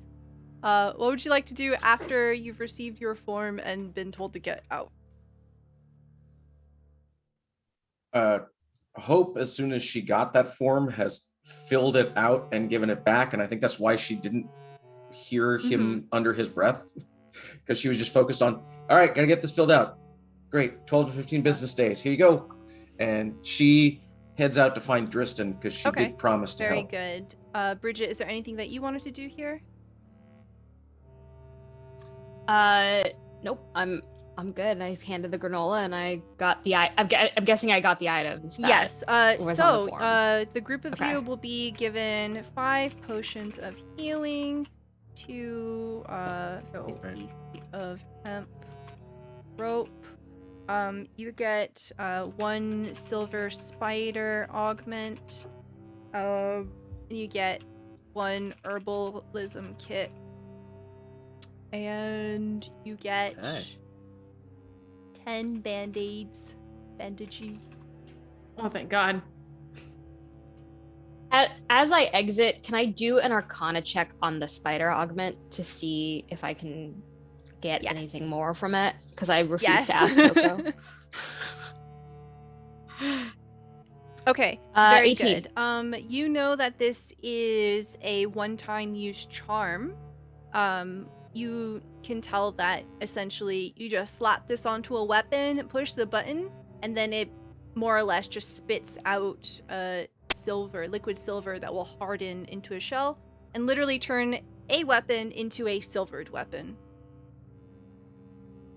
Okay. Okay. That's great. Okay. That's incredible. And with that roll, this Uh, is the creation of a genius. You have never seen something like this before. You're able to figure it out, but you could tell, like, if he could like pump these out and sell them, he could be extremely famous and well off. I'm impressed. I'm a little upset that he's that smart, but I keep in mind I'm gonna bring Toko breakfast every day. Oh, I love it. All right. So, we'll have you coming back here. Bridget, no, that's you. Hope. So you begin to head over towards the transportation room here, and when you enter into it, it's much larger than you see here on the map. But essentially what it looks like a well, and inside of the well there are a number of different cogs that have to be put into place, and there is a series of different large lens that slide and kind of overlap each other. And you essentially kind of, you know how this works, you've used it before, and it basically has to be aligned to the planet, and it will focus and literally beam you down onto the planet. And he's currently just like sliding these large lens and gears into place. As you come up, Tristan says, "Hey! Oh, glad you could make it. I could always use an extra set of hands." Oh, yeah. Of course. What needs to be I need you adjusted? to reach, Let me know. ... And then roll me an athletics check, please. Oh, perfect. We've all I guess I got a assigned +1 the in that, correct so that's, duties 14. today. Okay, 14. very good. 14's not So like the bad two of for me. you shoulder and push these lenses into place. It is very difficult work. They are large and unwieldy things and requires you to put your back into it. But you manage to help him, and both of you are kind of breaking a sweat by now. He wipes his brow and he says, "Thanks, Hope. I really appreciate that." Oh, yeah, not a problem. I mean, it's important for us to help out everywhere we can, right? I mean, we're all in this together. And of course, just to remind you, make sure you keep your Serpent insignia on you. You run into trouble, all you've got to do is slap that thing and you'll get transported right back here. Make sure that each one of you keeps your insignia. They're only good for one person. Of course, yeah. Remind me though, are we supposed to keep those like hidden from civilians, Well, or is it I okay? think it'd like, probably be a good I don't know how idea, blatant but it this is. sounds like from where you're going, that doesn't really matter. Yeah. Okay. And like Hope takes it from like the outerwear that she was wearing and just kind of slips it between the two pieces of clothing, like jacket-wise over top of it. And of course, I'll be here the entire time. That way, once I get the ping that you need picking up, I'll come get you. All right. Well, we'll try not to keep you up too late. It's fine. Part of the job. And Amira made me a big pot of coffee. She'll last me a few days. Oh, yeah. Fantastic. All right. I mean, everything looks good as far as I can tell. We all set up, ready we're to all go? good. You can go ahead and grab everybody. Okay. Yeah. All I'll right. go let them know right now. Roll me an insight check. No, perception check. Whoop. All right. Okay, don't worry 9. about it. Go. Okay, so any last minute preparations? We're essentially just gonna plonk everyone in here. We'll assume that you have dropped off the cabbages. Oops. Yes. All 10 All of 10 them. of them. As you present them, oh no, Emira's gone. She's in her office. You know that once she gets into her office, she is more or less no longer available. Okay, so Understood. each one of you has your Serpent insignia here, and you see Tristan beep boop beep boop boop boop pull on a number of levers, and the machine begins to whir to life. You see this well begin to light up with brilliant blue light, and it washes over you almost as if it's made out of stars. He says, "All right, it's been calibrated. All you've got to do is step through. Good luck, everyone. Make sure you stay safe." Oh, safe is boring. And I jumped through. You're gone.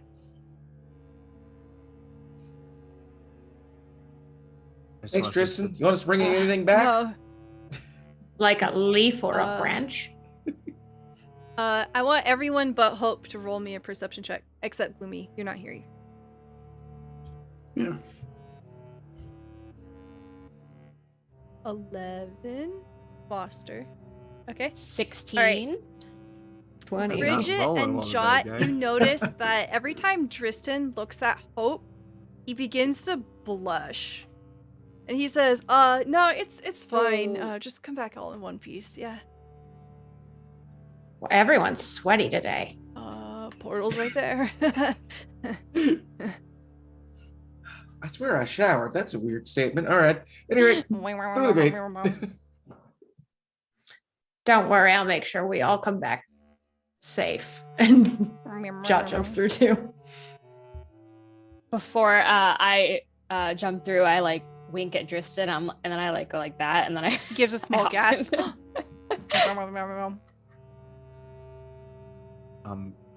I don't know what that meant, but if she was indicating like don't bring us back or something, please bring us back. You see Tristan is way more serious than I am right now. He says, yeah. God, I sound so suspicious. No, he says seriously, Cool, yeah, great. of course. This is my job. I'm supposed to bring you back. No, I know. You just there was some. I didn't understand what you guys were talking about. I don't know. The portal's open. Today's been really weird. Okay.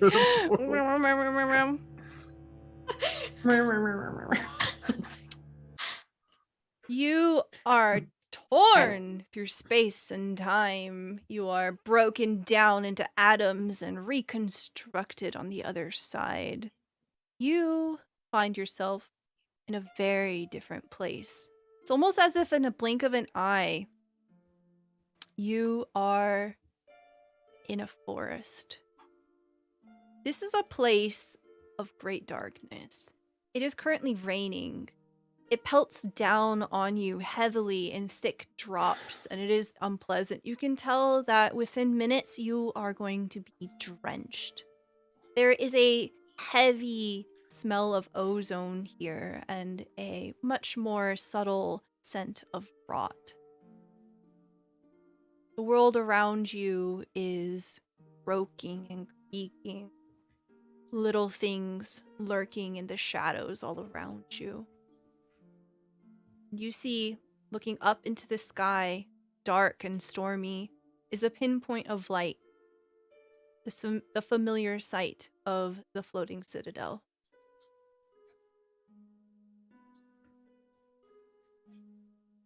All right, everybody, there's a hint of something in the air. Don't eat anything around you without at least checking it first. Obviously. Not Why? even hungry. I had 3 slices of Actually, pie. goes without saying. Were you hungry? I'm just saying. Listen, I mean, normally I love to try out the local flora, but this does not smell great. Agreed. Maybe we get out of the rain. Good thought. Also, while we're walking, the creatures we're going to bump into here don't care for silver. So that's what the knives are for. If anyone has any silver implements, that would be very helpful. Oh, that was what the knife was for. Yeah, what did you think? Hope flashes back to when she was cleaning dishes and she cleaned off the knife along with everything else and left it in the I sink. love it. Hilarious. Definitely brought it though, that's for sure. Very clever of you. Hey. All right. So the rain is pelting down on you. You see a very large, kind of broken tree to your immediate right. There is a creek up ahead, and on the other side, you see this massive tree has bowed over, uprooted, and it is providing some shelter from the rain. As good a spot as any. Yeah. All right. Hang on, I just want to check around here real quick, and Hope's gonna look around the area around that tree. as we You see head that the towards it? tree closest to you seems to have broken a long time ago. You don't see the other part of it anywhere nearby. It goes up about 15 feet. Go ahead and roll me a nature check.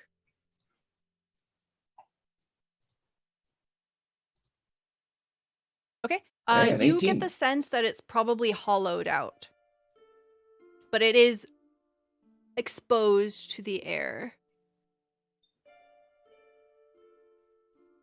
Once I'm under this tree, if do we all have a moment? I would just like to make myself a little more keen at the task ahead. We just need to cast a quick 1 second. Josh's just gonna sit down and kind of appearing directly across from them, sitting crisscross-legged, is someone that looks kind of like Jot, sort of spectrally. I'm using my borrowed knowledge to give myself proficiency in survival skills. Ooh, Basically taking an ancestor's knowledge and I putting it in love here. that. Okay. As the group of you are kind of moving around and preparing yourselves, you find that the ground underneath has gone soft with the rain. So the mud kind of sucks at your boots. And you can tell that if you need to run very fast, it's going to be kind of difficult and slippery.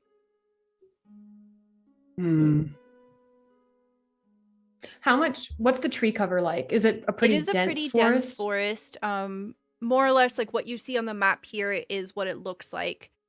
Even with how dense it is raining so heavily that it just kind of continues to filter through the boughs of the trees and it pelts down.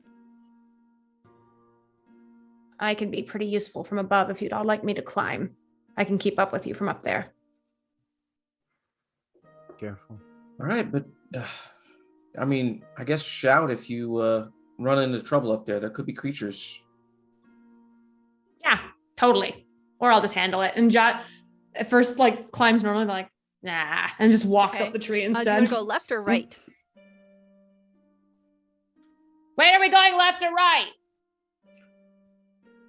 Right. You're right or wait, I'm turned around. Point. Okay, I got it. All right, I'm Jot going to go ahead and turns say around. that you climb this tree here and you see... Cool. Fuck. Hold on. That's not it. Oh, there you go. I see some fuck. You look Some inside and fuck. oh no, it's blurred out. No. You see that some pool, it has a pool of water kind of coalescing here with the rain and it's draining very poorly. You see that there is a body inside here. You can't tell how old it is, but it has already decomposed and is mostly skeletal. It looks to be humanoid. Up. And Okay. you see that there are belongings here.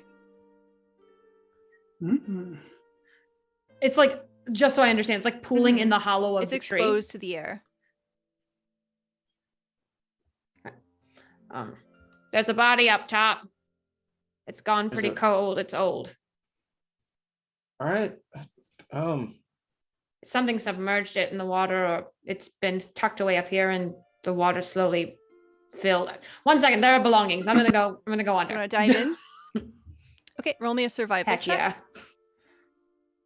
Oh, I can. I'm good at that now. Okay, so I'll roll it and then just add my proficiency remotely. 16. Cool, Okay. so 16. So you dive in. The water is very disgusting. It's viscous. It's kind of thick. And it smells very foul. It is very still in here, and you definitely have mosquitoes kind of buzzing around you, and there are things squirming in the water. It's awful. But you reach in, you find something leather, and you pull it out.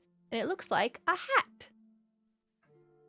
I got a hat. You got attacked? No, I got a hat I don't know if it was worth it.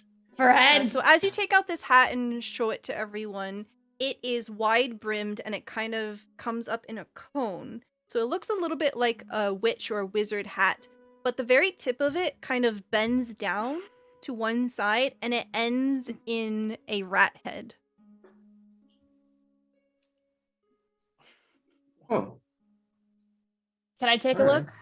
Yeah. Creepy I hat, John. throw the rat hat down Okay. towards Bridget. Grab it, and can I do an investigation Yeah. check? For items like this that are less mechanical, I would suggest an Arcana check. I'll do that. I'd be willing to help Okay, her yeah, with absolutely. that if that's possible. So, Okay, yes. so I can roll again for advantage. Okay, so the two of you 17? kind of like look it over, and you can tell that it's probably a magic item, especially because the body inside is decomposed completely. It's skeletal, so any kind of organic matter has been eaten away, but this is completely intact. It just smells disgusting. If we have some time, I can try to identify it. I mean, We I don't don't want seem to be on any kind of a deadline. Are we? Hope? I don't know. I mean, we're just here to investigate and move on. Tell you what, I can make this fairly quickly if you just want to hand it over real quick. I very reluctantly hand it over.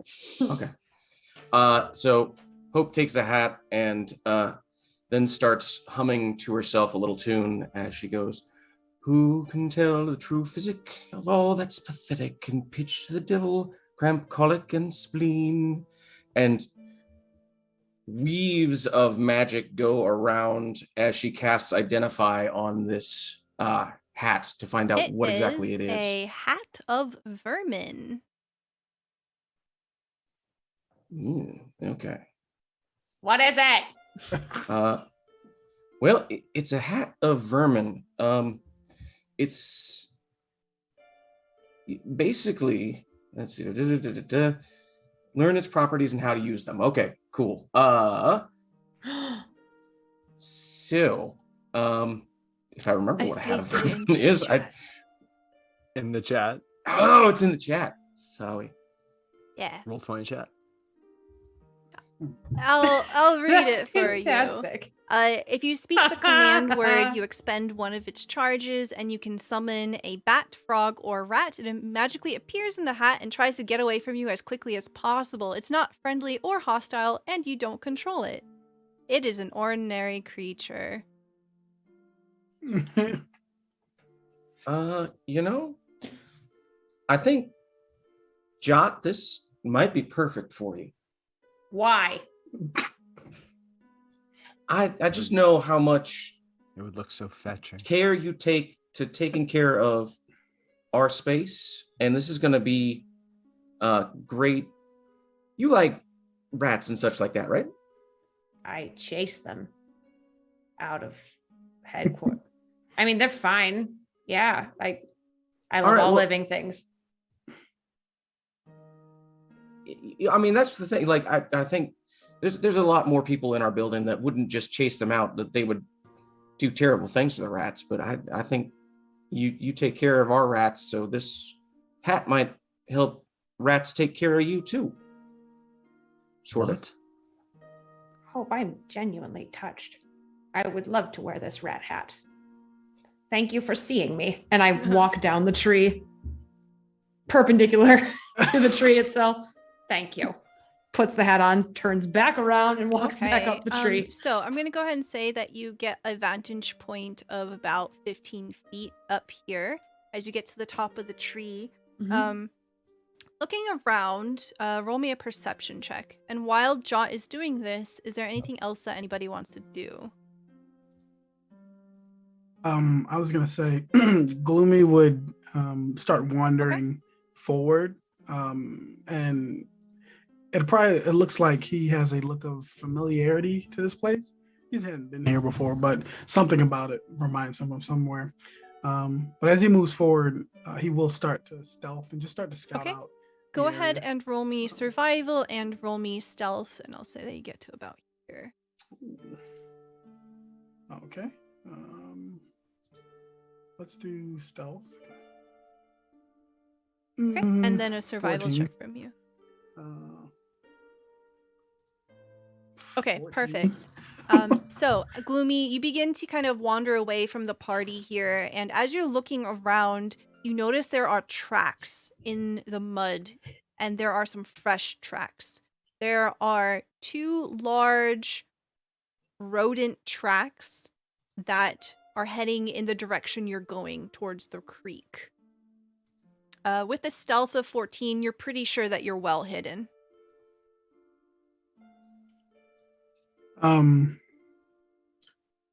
I'll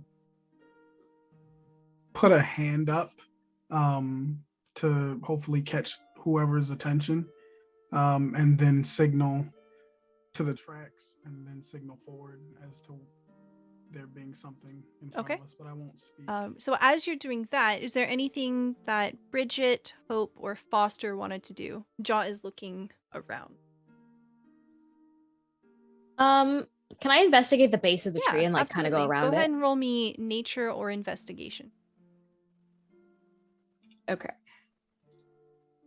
Okay. Which one did 24. you roll?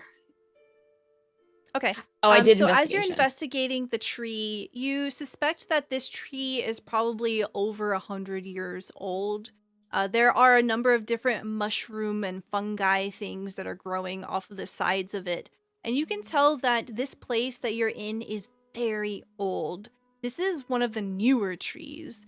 As you're looking around, you can tell that this forest is probably like hundreds of thousands of years old. You are in an ancient place.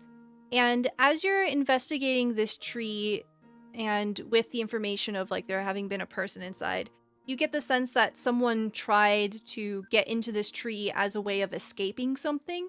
You find that there are very, very old scratch marks and claw marks in the side of the tree here. But it seems that they must have died from maybe sickness or hunger, and they were all alone here.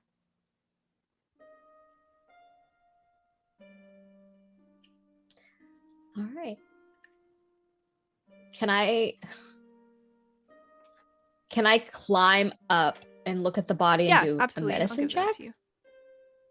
Okay. That was on my itinerary too. So if I can help Bridget in any way, just Okay. Should I just I'm not roll? a stranger to dead stuff. So go ahead and do this at advantage. Should I roll? I think you hear Bridget Okay. coming up and then looking at the body, and you kind of get the cue, and you both begin to investigate together. Oh yeah, offer a hand up and pull Bridget up to help. Very good. 21. Okay, Stella doesn't know how bones work. So I think They're really salty, just full of salt. I think you can tell that this person must have definitely died of hunger, 'cause the bones look brittle. I don't know. Bones are starved. And the bones look All right. definitely like 100 years old. They're old, old, old.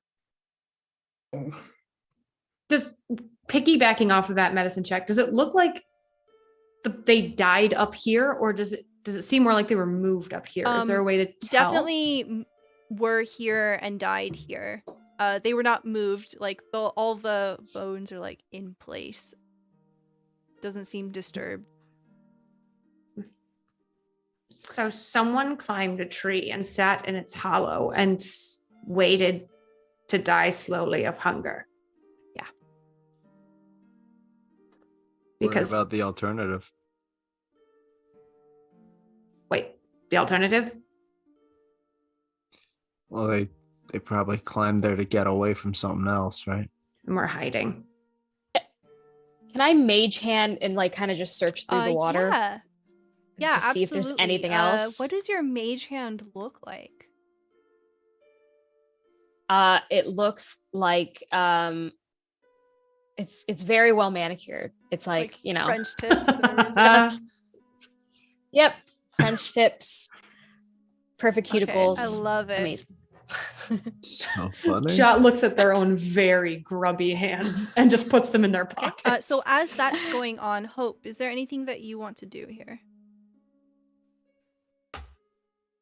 No, Hope is just chilling. I mean, I guess she's like looking over with Gloomy and seeing if she can help out at all, but I don't think she's actively doing her own so search. you are looking at Gloomy, and you definitely see Gloomy making hand motions of like, stop, look at the tracks.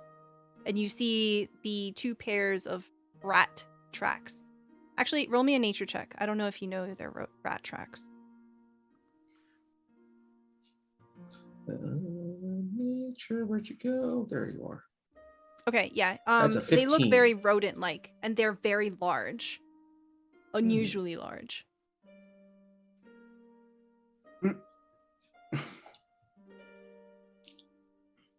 So you're thinking what I'm thinking then. RUSs? Gloomy like looks back and like covers his mouth and just doesn't say anything because he's Yeah, trying you can to see Gloomy's stay like stealthy. hunkered down, trying to be quiet. Okay. Gloomy. So as all of this is going on, you hear rustling by the water. Roll me a perception check. Ooh. This feels important. No, it's fine. Roll a 1.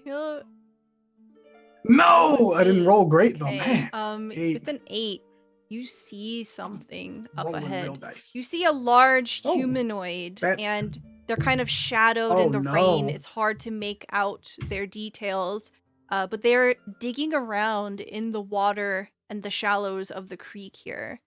They kind of like perk up for a second, looking around. And as they do, and you see their silhouette, you can see that they have an elongated face. Kind of like a snout.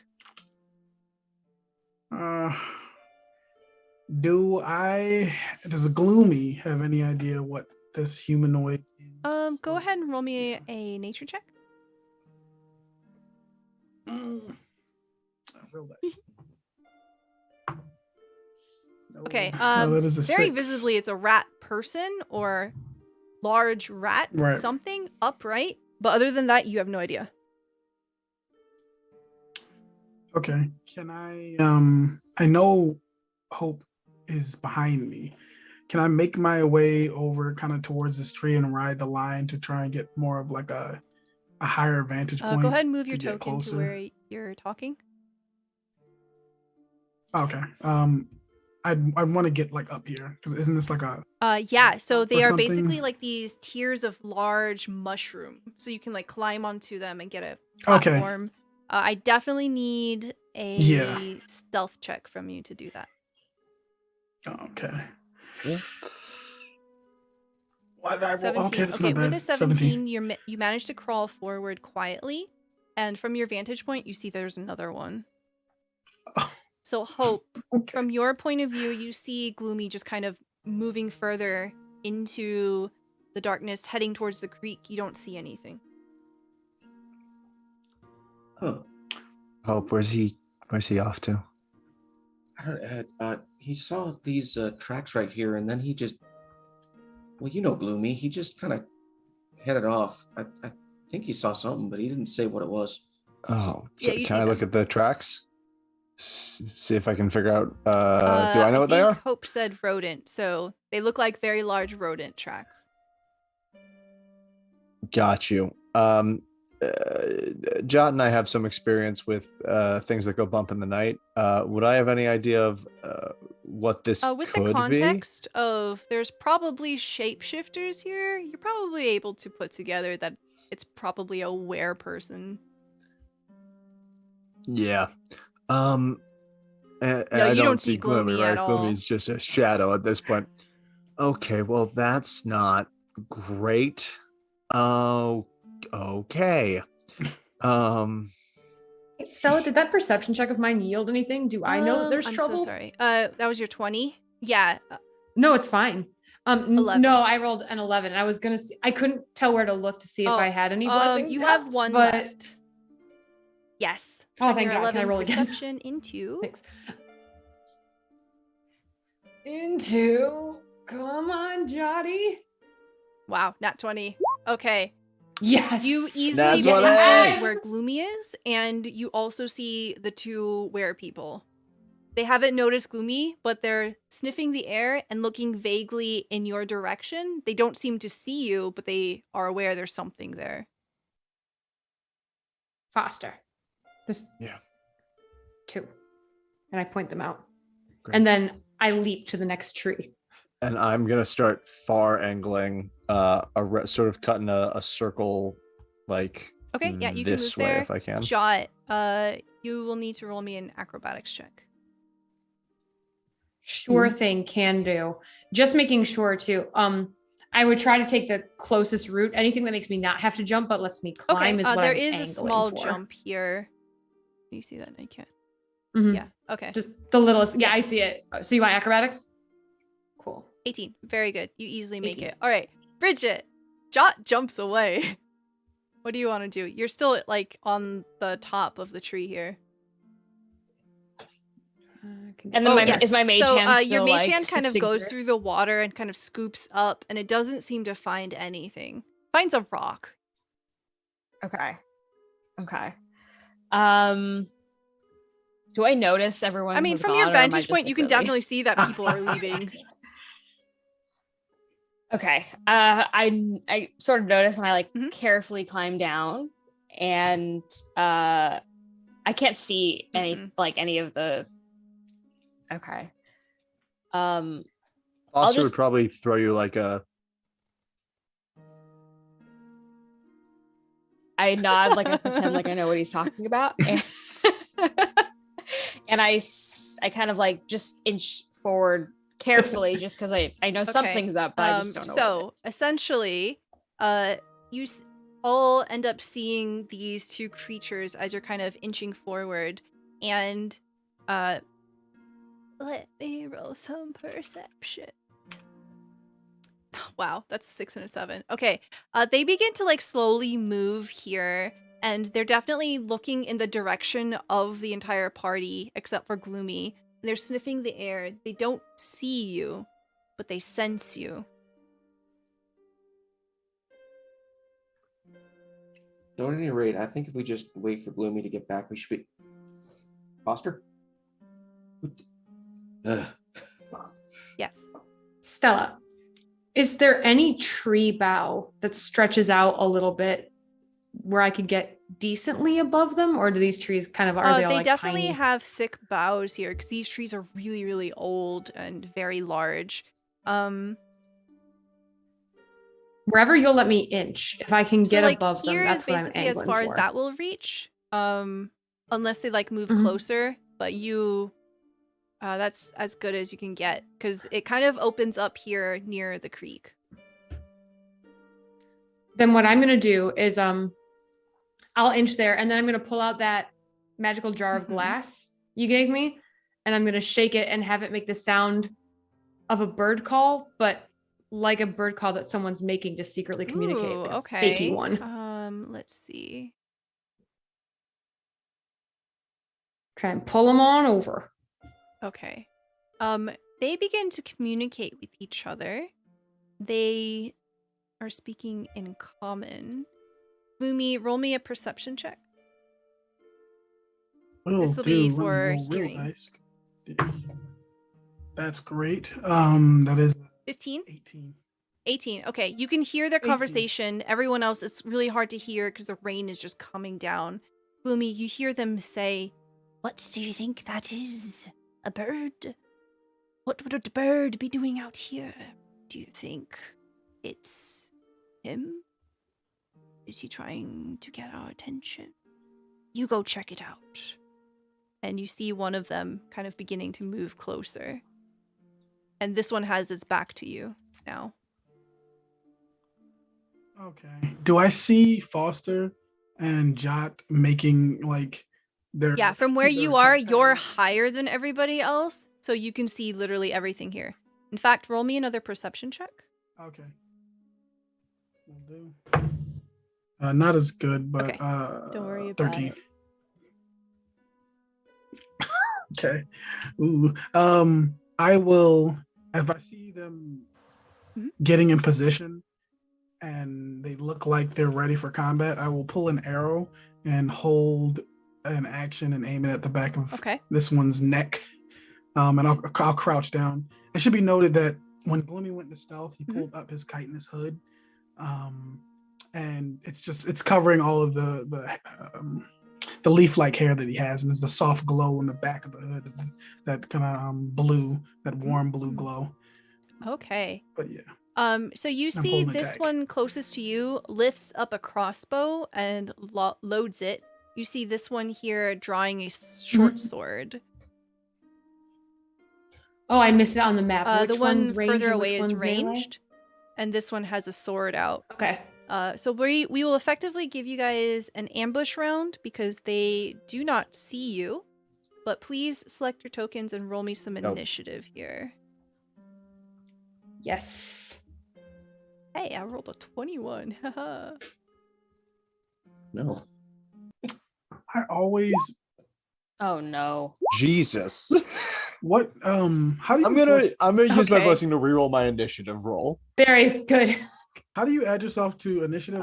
So you want to select your token, and then on your character sheet, there is. I mean, you should be able to click initiative on D&D Beyond.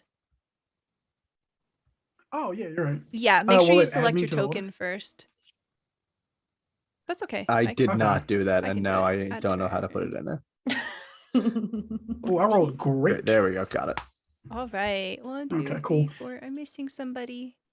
Oh, they rolled. How do I add initiative? Okay. I roll a 6. I help. Okay.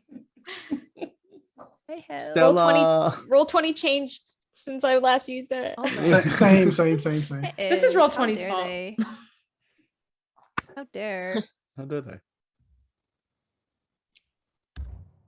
Also, I think it's like their 10th birthday. Happy birthday! Happy birthday, roll time. Give us nat 20s. Okay. Surprise round. Gloomy, you're first. Okay. Yeah, I'm gonna take a shot at the one. Okay. The one under you is wearing a red shirt, and the one with the melee weapon is wearing a blue shirt. Okay. Do I have advantage? Yes, this is advantage. Just normal. So that first one's definitely gonna die. Okay. Yeah. I'm not a gloom stalker, guys. Okay, I will roll at advantage with my longbow. Okay, that's a hit. 6. Okay, I will hit him with this will be a dreadful strike and a favored foe. So he is marked. So he'll take 1d8 and 2d4. Oh yeah. Which type matter? If it's silvered or not. Okay. This is not silvered. But it is 3 points of psychic. Okay, so psychic is different. Psychic will be normal damage. So that's 3. Okay. So yeah, 3 points. And then of the normal damage, it is I got a plus. Sorry guys. +4. So it's 10 points. Okay. The arrow it embeds into the back of this were-rat here, and you see him go ugh! And he turns to look towards you. It is definitely a very heavy blow that would have made much more impact on someone else, but you get the sense that it wasn't as effective. Right. I'll say surprise. Okay. Hope, it's your turn.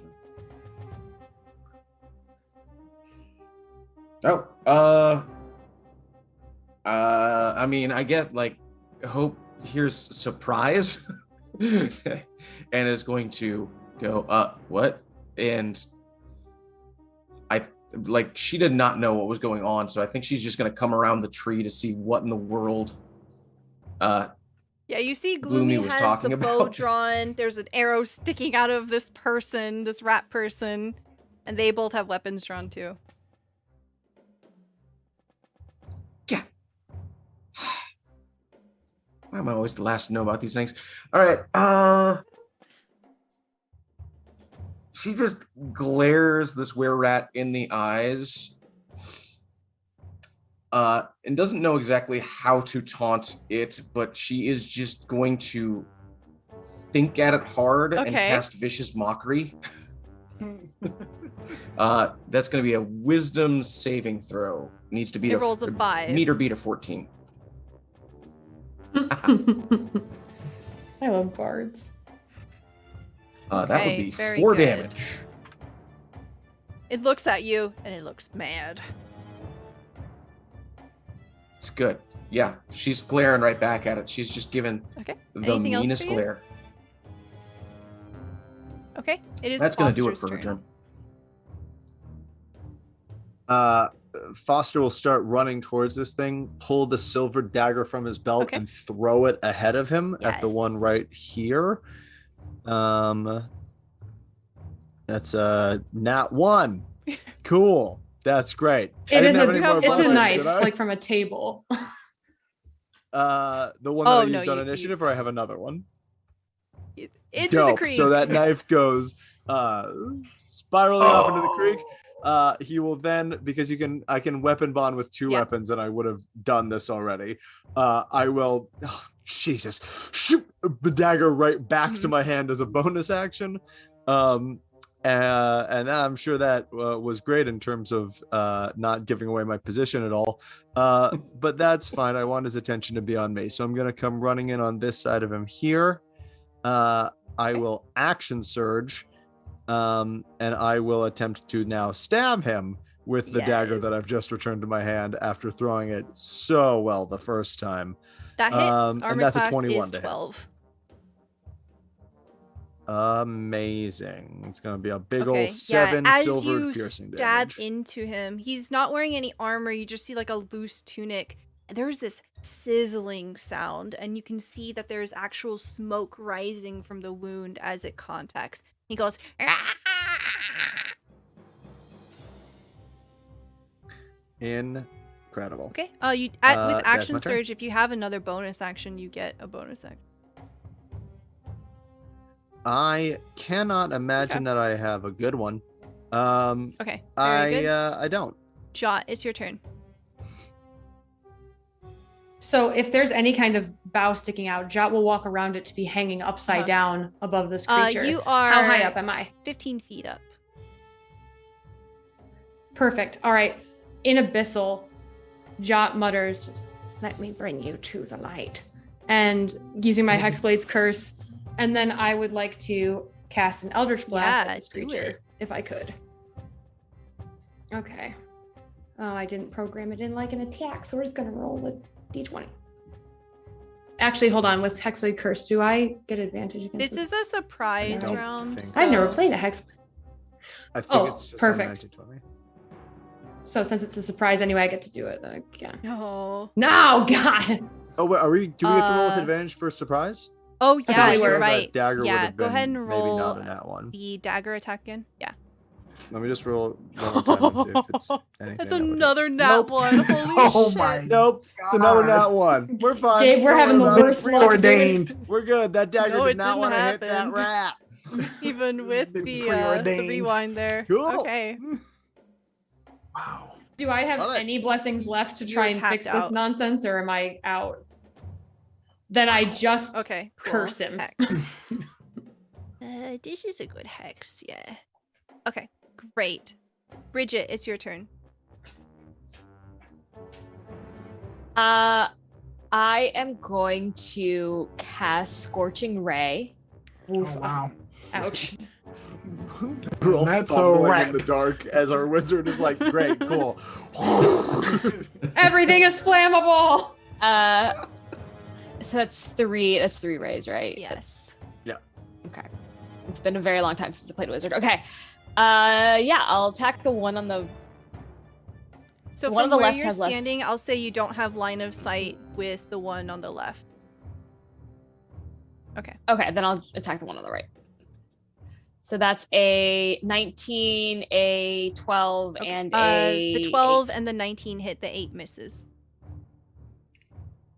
Oh wait, do I get to I would say the advantage, though, first on one. So all re-roll those? one of them to see if it's a the crit. first one? Okay, so it's only 2 attacks. No, not a crit. Okay. Okay. That'll be a 6 and a Okay, that's 6. pretty good damage. The 6 and fire 6. just kind of erupts out. Wait, I think I have a thing for this. Fire. Did that work? Oh wow, that was cool. Did that show That's on cool as there? hell. Oh, it Yeah. doesn't show on screen. Fuck. Okay. Yeah, you just like Oh. fire. Showed And here. there is this disgusting smell of seared meat and fur, and you just see like scorch marks down the side of its body. Do you have a bonus? Do you want to move? No, I Okay, think I'm so I'm at good. the I think that's end- it for me. Yes. Hey, Stella. Oh, sorry. The AC, I got up to 11. I was just making sure I didn't calculate Yeah, wrong. our It's armor 12 class to is hit 12. that guy, right? Good. Okay. Never Um, mind. So at the end of the turn order, as we exit the ambush round, Jot, one of your cards, you have drawn the skull card, which makes this encounter more Oh. difficult. Okay. Oh boy. Okay. Something in Mm. the darkness over here moves Oh, around, no. but the party is unaware. Because Gloomy didn't That's not roll much high Oh, enough. cool. Ugh, it's my fault. It hurts. I drew that card. I'll share that Okay, with you. We it share is the now pain. the were-rat's turns. I'm blameless. So this were-rat Blameless. here, singed, wheels around and tries to attack Foster. It has a multi-attack. It'll try to swing its sword Great. up. That's an 8. And you see it tries to bring its mouth down on your throat. 15 is a miss. Miss. Ooh. This one That's here will try to shoot up towards you. I think because of where you are, it's going to shoot at disadvantage. It kind of just swings its weapon Yay. around out of like almost instinct, and you just hear a thunk. Does an 18 Mhm. hit you? Sorry, no, 7. Oh hell Okay. yes. Oh no. No, 18 hits me it in goes real like life. thunk right into the bottom of the mushroom that's supporting you. Gloomy, it's your turn. Take it. Awesome. Oh, I hate to do this to myself. He doesn't have multi-attack. Because of the crossbow needing to be loaded. Excellent. I love that. I will take another attack, but this time I'm going to this time I'm going to use a bonus action. It'll break my concentration on favorite foe. But that's fine. I'll use a bonus action to use Zephyr Strike. Nice. And as I do, I'm going to fire another arrow at this guy with advantage. Awesome. Because that's what Zephyr Strike does. Oh yeah. They both hit. 14 and 17. So okay. So he'll take 2d8 and so I'll roll the d8s first. That's pretty good. That is That's 13 regular points of piercing? piercing damage. Okay, so that's 6. Regular piercing, and then 2 points. Of psychic Very from good. dreadful strikes. Lands right into his chest and goes. Sure, I put enough in you to kill you. I'm going to jump all. You are about 20 feet up, I'm doing pretty good. so Mhm. it'll be a little dangerous if Yeah. you jump down. Nah, it's wet too. I'll think better of it. But I will move backwards to try and obstruct his vision a little bit. I saw him trying to shoot arrows, so Yes. at least Yeah, make he him get a can't see different you angle, from or there. try to. But Hope, it is your turn. excellent. All right. Gonna try to help out Gloomy here. Getting rid of this this critter. So, is this rat person holding anything that looks Oh yeah, metallic absolutely. in the darkness? They have a hand crossbow in their hands, and there's a short sword on their hip. They're wearing no armor. Okay. Then I'm going to look at that crossbow then, and as I start humming, the metal starts vibrating on the crossbow, and she keeps humming a little higher and a little higher until the metal becomes heated, which I'm using heat metal. Oh, yeah. And so now he's holding on to a heated object that if he keeps holding on to it, he's going to take some damage, I believe. Any creature in physical contact with the object takes 2d8 fire damage. So the damage is immediate. Oh, sweet. Okay. Roll me 2d8 fire damage. Yowzers. 8. Wow, That is very an good. 8. Immediately, they drop the hand crossbow, go, ah! And their hands are just covered in blisters.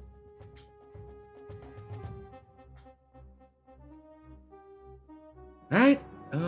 And as far as no one's like screamed out in my party, right? No one's like sounded hurt at all yet. That's sweet. All right. Then hope she's gonna take a step back and be like, all right. Excellent. My work here's Foster, done. it's your turn.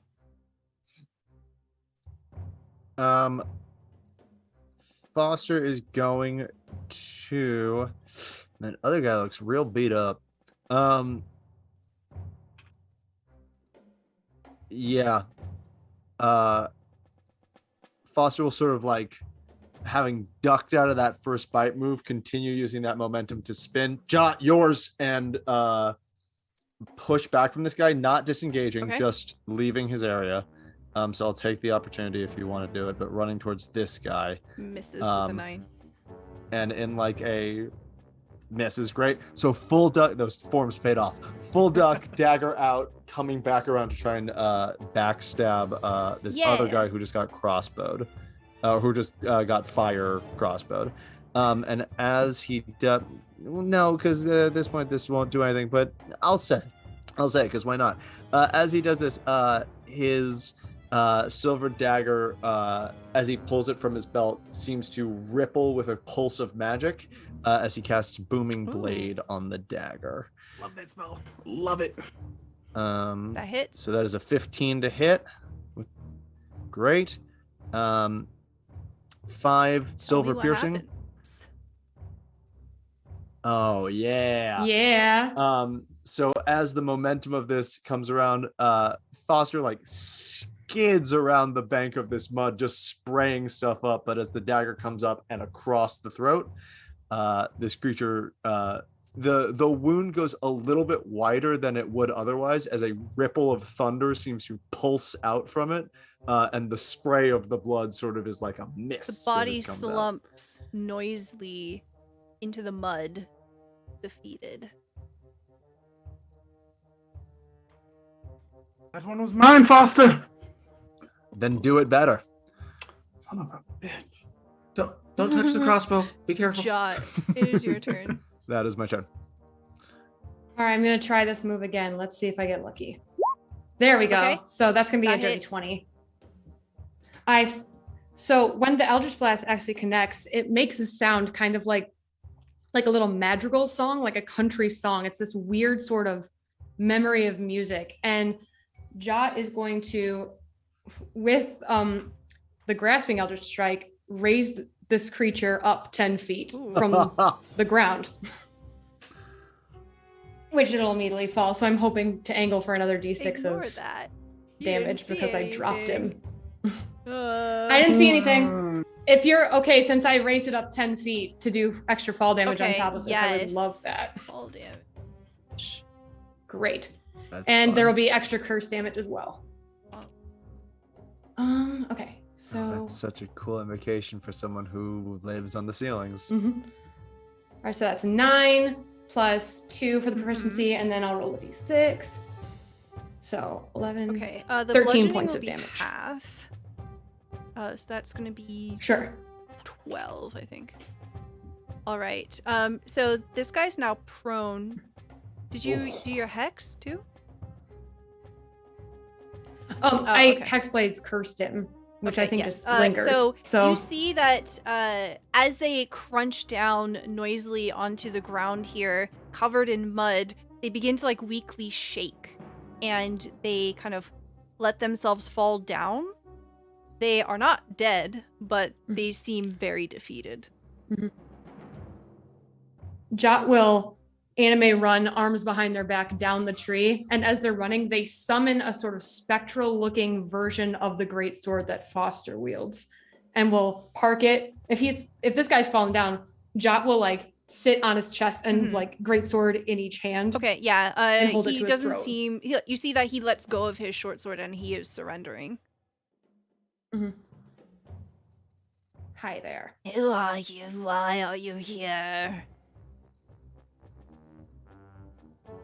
My name is Jot, and I am here to see what's going on in your lovely woods. You're a shape changer and you don't like silver. I have a lot of it in my pockets. Anything else on your turn? Okay. No, that's it for me. So you see that Jot has taken down this one here. They are back in the mud, blade at throat. This one is definitely dead over here. I'm gonna let Jot do their thing, but I'll ready a firebolt. Did you want to move at all?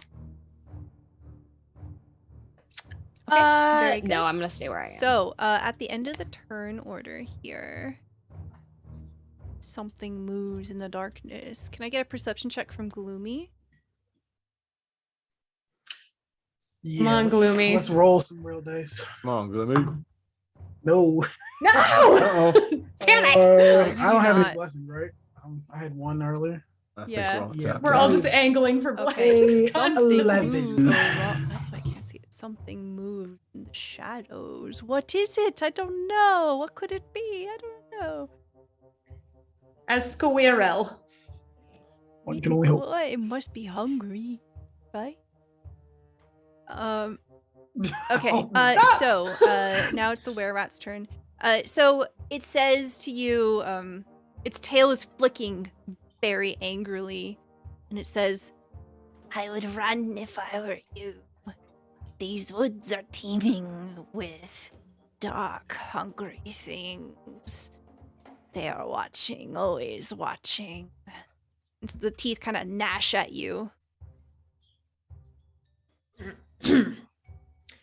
I have no interest in claiming your life or taking the burden on of who you could have become had I not killed you. So why don't you tell me all about those things bumping around in the dark, and I'll let you scamper away. You see, as you say that, he lifts his nose up into the air and he sniff, sniff, sniff, and he begins to look northwest. Seems we are not alone. Jot No. pushes the blade down a little harder to make sure Yeah. he doesn't get ideas while they look. Roll me And a they look perception northwest check. too. Do they see anything? Oh, come on, baby. do better. Do better than me. The D20 plus 1. Okay. Oh, thank You God. 19. see There is a hulking shape here in the reeds. Something has begun to What? crawl forward. They are much larger than the rat people. It's really hard to make out their features, but you see two lupine eyes, almost golden, in the shadows. They're readying a pounce. Eyes up to the northwest. Oh, that's the were-rat's turn. It's literally not going to do anything. Gloomy. As it's pointed out, you can see that there's a dark shape. You don't know what it is.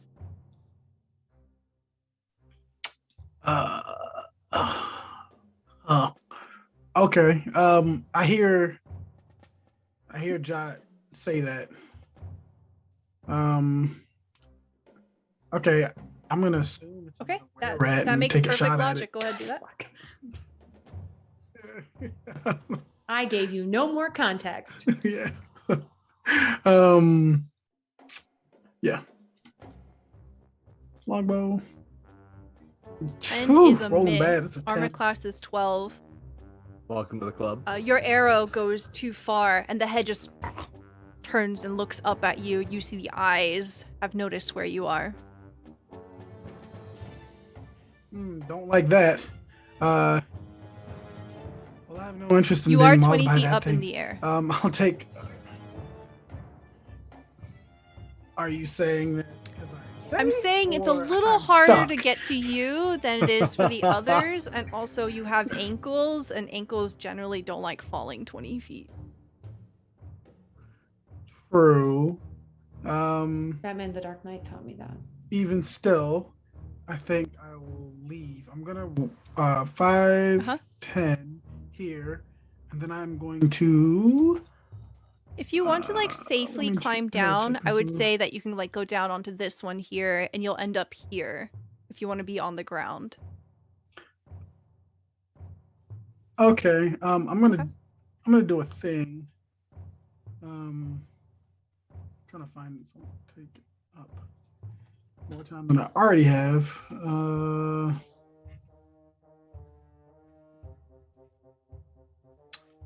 Yeah, can't find it. And I just won't do the second part of it. I will start walking back and I will phase step.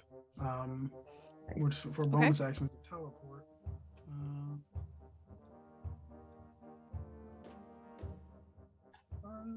10, 15, 20, 25, 30. And as I teleport here, I'll look at Foster and say, all yours. Okay, and I keep love it. backing up. Oh, sorry, go ahead. Do I? You I do see the not creature from at where this you point? are. Okay, Because it is still kind of hunkered down in the reeds. Hope, roll me a perception check.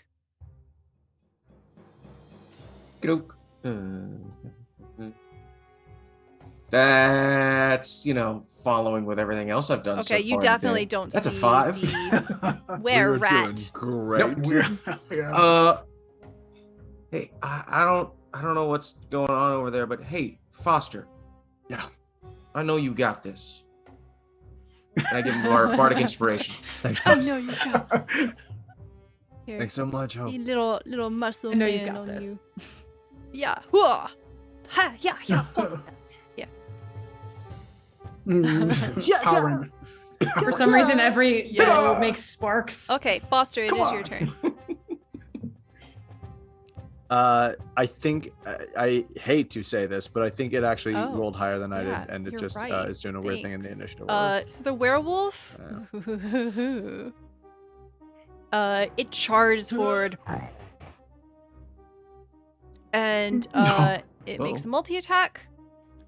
So it's going to claw. It doesn't have a spear. It's So gonna it does. claw. Oh, that's a crit, baby. That's a That's a crit. critical hit. Oh. That's about how well All right, the Foster's day's been claws going. break over your chest, and they just rend metal. You take 8, 9, 10, 11 slashing damage, and it follows up its massive Mommy. maw just Oh boy. on your shoulder, maybe 15. Okay, No, the that's mouth a just miss. snaps near your ear. Take this. You start bleeding. There's a scent of metallic copper in the air now. It's your turn now. Great. Oh God. John. Will, with my not bleeding arm that I'm fending this thing off with, dagger, trying to get something into the belly, with the silver dagger here. Again, as a booming blade, though I can't imagine this thing is going to move off of me, but you never know. That hits armor That's a class 15 12. to hit him. Love it. That's going to be a big old 5 silvered piercing damage to him. And bonus action as I steal my resolve, getting a second wind.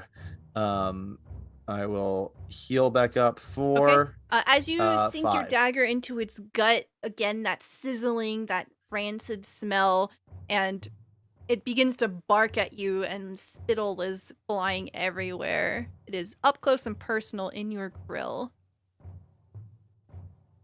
Hell Yep. yeah. You know what? This is probably an insane thing to do, but I might as well do it. It's trying to I feel like I've angered it, so that's great. Maybe it'll move with me if I go away. So as I get the dagger in and out, I will try and push back away from it just to get 5 more Okay. feet off of this thing. It can make the attack if it wants to, but I want to activate that Oh my thunder god. damage. I rolled a nat 20. Come on! I'm so happy. Are you Oh, kidding me? This is- so happy. this is a The bite second too. crit! Okay, you take Oh, 12 piercing damage, and you Christ. need to roll me a con save. Constitution. save? Good God. Hi, brother. Okay. Need I'm a not 12. bad You at rolled those. a 10. Okay. As you try to back up, the mouth snaps, and it I have You're a bardic right. inspiration. roll it. Roll it. Sure Yeah, did. Roll yeah, it. yeah. What is it at this point? It's a D6? It's a D6. Don't roll a Yeah. 1. Okay, as long so as you just don't roll a don't, 1. don't shit the bed. Okay, you're good. I rolled a 6. the bite 16 with that save. stings. It tears into you. You feel the God. hot blood rolling down your shoulder, staining your clothes, and there's something stinging about it. But above game, you're fine. Great. You did. Ah, Yep. But I took 12 piercing damage as well, right? Yeah, I'm not doing so great, you guys. This is a bad thing. All right, Jot, it's your turn. Just as they're getting up, they look at the little were-rat and say, I suggest you take your life. If you're careless enough to challenge me again, I shall claim it from you. Okay, And I yep. launch myself at the werewolf. Oh God, I'm gonna swing a sword. That's new. Okay. Oh, it's not gonna move then. Okay, great. glad I moved away. Okay, aimless. Let's see. Oof, 9 will that not sucked. hit. Armor class 12. Yeah, it's a real Anything heckin' else? bummer. Well, here I am. As you come up, there's like blood dripping from its maw, and it just says, delicious. Bridget. Yes, so you don't see the werewolf from where you are. This guy here is still on the ground, and he's just kind of like looking wide-eyed over in their direction. I am going to see where the commotion is and move into line of sight of Okay. this battle. Yes. You see if everything that's now. Cool. And great. And I will cast Okay. cast Please Firebolt. do. Okay, that's a hit. 19. I For love it. 1 damage. He's dead. You got him. The fire, as it cuts through the air here, it seems to just illuminate the area. You realize as you cast this, just how oppressively dark it is in this forest. It is unnatural. You do 1 fire damage. Listen. Every point counts. Okay. You see point counts. this rat person here get up, and they begin to scramble, and they disappear. Great. Gloomy, it's your turn. Oh, seeing things are really bad. Gloomy's gonna overcome his reserves about Jot for the moment. He is going to pull out that silver knife and activate another Okay. Zephyr Strike. So that'll also increase my movement by 30 until the end of this turn. So I'm going to run 5, 10, 15. Passing Foster. You're doing great. 20, I'm not. 25, 30. And I am going to try to stab Okay. the werewolf in the back. The flanking. I Yes, have because of advantage because Zephyr. of Zephyr. But I will make the roll. Let's do D&D Beyond. This is actually only +6 because this is not a ranged weapon. So I'll have to subtract. Nice. Oh, That's a natural hit. Yo. There we go. Go get 'em. So that's So it's up That's to a you lot if of you want to damage. do double dice or roll 2 times. Okay. I'll do double dice. Since Okay. I'll do double dice. I'm not going to activate favored foe because I don't actually want to stay here because I don't want to. That is fair. So I will leave Zephyr Strike. I will leave the Zephyr Strike up. Oh, wait a minute. Is it just until the end of the turn? What is it? Zephyr Strike is no attacks against you while you're concentrating on it, I believe. Okay, so then I need to not activate favored foe. Cool. So that's 2d8 and 2d4 strikes. Yeah, that's that. Cool. Ooh, ones. Ooh, a lot of ones. 3. Yeah, 9. Plus the +4 that I have. So 13. Okay, is that 13 points silver? Of damage. Okay. Very 13 good. silver. Yep. You slam your blade into him, and there's that sizzle again, and he howls in pain, and it just echoes through this veil here.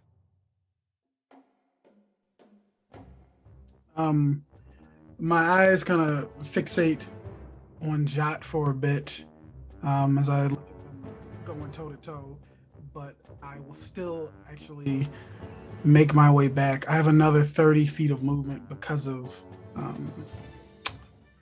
Zephyr Strike. Can I try and make my way back up on top of yes, the mushroom so behind me? 5, 10, 15, 20, 25, 30. 30 will put you on the lower mushroom here. Because you basically have to go. Can you see this? Hold on. You basically have to go like I can this. see your pings.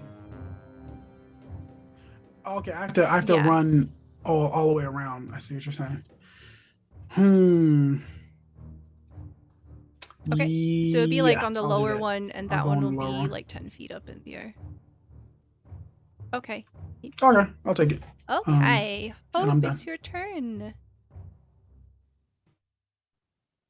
All right. Once again, she's gonna glare at the werewolf and like try to get eye to eye with it and just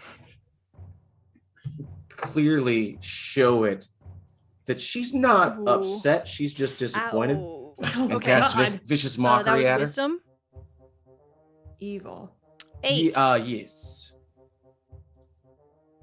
Aha. Nice. And that's Okay. another 4. Wow. Thanks, D4. But the other thing that Hope is going to do once she gets eye to eye with the werewolf, she's going to see that Foster is injured and go, oh, that looks bad. All right, hang on a second. Oh, where'd it go? There we go. Throw your loving arms around me. I'm weary, let me rest. And a mist comes out from Hope, a blue mist that swirls around. And as it swirls towards Foster, the mist forms into a cloud, and the cloud appears as a smallish gnome. A gnome with wearing a pair of glasses and wearing a nice traveling cloak. And it wraps its arms, its cloud arms around Foster as healing word at 2nd level gets cast out. I love that. That's I so love that cool. flavor. I see what you did there. Mm-hmm. And that would be 9 health back to you. Very Hey, good. yo. We're back in the game, team. Multi-attack, it's not going to move because the tasty dinner has come to him. Claw, does a 20 hit you, Jaw? Yacht. Yeah. Yacht. Yeah, Okay, even with 8 shield, so I'm just slashing gonna take damage that as the hit. claw comes down and slashes down one of your arms, and then the mouth crunch. 18? I will shield that one. Jot holds the sword up and just Yeah, light so like you spreads see the across teeth them. coming at you and just kind of bounces off. That's his turn. Foster. Okay, guess we're running back into this thing. I will go knee skidding through the mud to the other side of this guy. And as he sort of like reaches out as he passes Jot, the sword or whatever image of the sword seems to go from their hands to his hands as Emulos appears in his, and he will try and slash from the other side with this sword and see if it does anything. It is also a booming blade in case this thing moves, but we've put all of its stamina right in front of it. That's a 15 to hit. Yes. Right? And that is going to be 11 is it not magical? silver damage. I don't think so. I think it only is for me. Okay. I think it only is for you. All right, I think so mine that is going just to regular. Be 5 damage. You slash. Yep, you see that's the fine. wound. It opens up and it's bleeding, but it kind of begins to slowly stitch itself closed. Mm-hmm. Over here, big guy. Eyes on me. That's my turn. Jot, it's your turn. As soon as that happens, the sword vanishes from Foster's hand and Jot takes a swing. I love this so much. I love That's it awesome. so much. That's awesome. All right, come on, 24 Amos. is a hit. Yo, let's go. Let's All go. right, what are we, 2d6? Oh, come And on. this is magical. Gross. Oh, come on. Gross. Okay. 4 damage. Yeah, for me it is. Slice. It's like kind of like trying to focus on one of you, the other. Like dang Wonder Twins. Fall. Form of a peacock. Form of a scary gremlin. Bridget, it's your turn. I will Ooh. magic missile. Okay. Magic missile Nice. always Hey. hits. So roll That your old damage. chestnut. Okay. So Mhm. 3 missiles, right? A 5, a 2, Okay, so that is and a 5. 12 Hey, that's good. damage. Very good. What does your magic Let's missile go. look like aesthetically? They're it's just sort of like very they almost look like icicles, but they're like glowing, and they are like pointed on both ends, and they just zip I love it. towards the werewolf. Okay. Gloomy, it is your turn. All right. I see Foster has jumped back in, so I'm going to move. Okay, you're Up a now little 20 bit more. feet up. Yeah. I'm cool, and then I will take out the silver dagger, flip it up in the air, and then throw it at the back of or at the werewolf. I don't know which way he's facing. No Are we doing flanking. flanking rolls? But Do I we have will advantage give on you no flanking rolls. Okay. that's- advantage here. Oh, okay. I will take it. High ground. I'll just roll a d20 and add this. My ground. Anakin. Oh. Second time, right? Is Seems chasing Okay. me. Yeah, Is that it- hits. 18 plus 6. Okay, What? cool. If you mouse over No, it, I it shows rolled you just the 2 dice. Yeah. Got you. I just, yeah. But I hit, so I will roll. I'm gonna use this. This Okay. will be a favored foe. So this will be 3d4 plus 4. That's okay. 5. Math is hard. 11 points of silver. Okay, that's silver Yeah, and silver psychic? Okay. Yeah, this Yes. as you do this attack, you see it beginning to struggle to stand up. It is very badly wounded. It's losing consciousness. I think we've almost got it. Okay. And Hope, it is your Good. turn. Oh, goodness. Yeah, he does not look great. And Hope's just gonna send out another vicious mockery because there's not a whole lot Okay, she can do sounds damage-wise otherwise. So just glaring at it more, say like with her eyes, she is saying, "Don't move." Okay. Another wisdom saving throw. Not that you could. 14. You could. That just meets it. So Oh. no damage. That means I get one more attack, baby. Bring it on, dude. Oh, yep. Yeah, But Let's go. that didn't. Well, beyond whether or not it was going to work or not, I'm gonna say, All right, Foster. I mean it. You have this. I really Bardic don't inspiration. All right, really don't know if I bardic do, but I inspiration. Okay, appreciate I'm gonna roll you. a 1d2. 1 is My Foster, little 2 is Jot. Muscle man back on me. Hey, Jot, what's up? Let's go. Go for Multi Jot. attack. Yeah, that's good. Claw, 15. Hold on. Is my shield still up? No, is it officially over?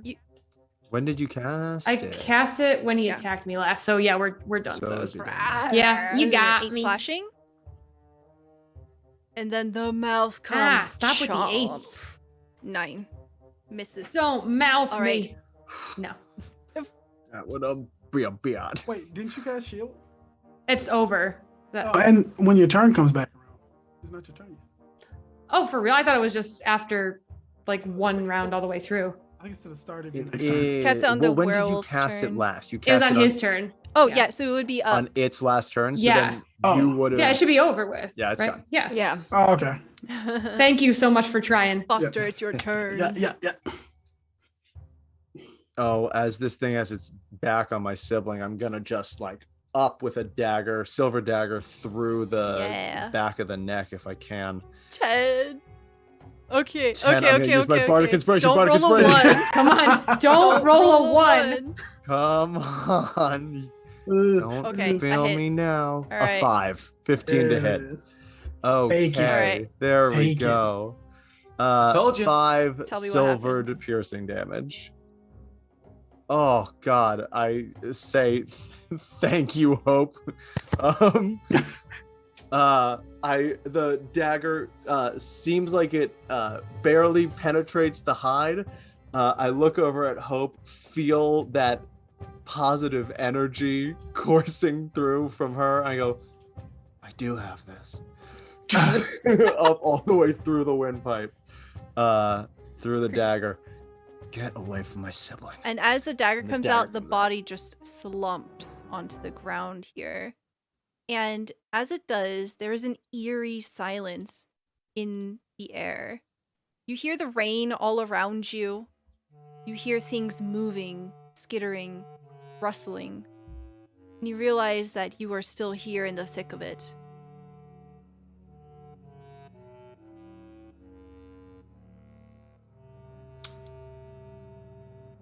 We Oh, need to that was find fun. Shelter. Ah, yes, might be a good idea. Don't I want to end might. up like that poor guy in the tree. Take advantage of that potion. If you have one, Bridget. Let's see if we can find somewhere to rest and just lick our wounds a little. Can I go off and Yeah. look for a spot that might So be? you find kind of a little ideal. further to the north, here in the boughs of the fallen tree, there is a small den here, and you can tell with just a look around, even a cursory glance, that this was probably the den of the werewolf that you just slain. Okay. We can rest up here. Looks like this is where he was hiding out. Maybe a short rest is in order. Yes, you all look terrible. Thanks Thank so you, much. Gloomy. Anytime. Can I search the den for anything that might yeah, have go left behind ahead. or Yeah. Okay, I wanna go investigate ahead that and roll me corpse, too. investigation for pockets and dens. Okay. Den check. Indians. Do a den check. Okay. 17 for the den check. Okay. 14 for my Okay. den check. Pockets. 4 for the pocket Werewolf check. does not have any pockets. No pockets. There's no pocket. Okay. So Bridget Nothing. and Foster, as you're looking around, you find a strange stone tablet, and as you pick it up, it breaks into 4 separate pieces, like equal pieces, as if it's supposed to fall apart. You see that Okay. they look like keys of some kind made out of stone.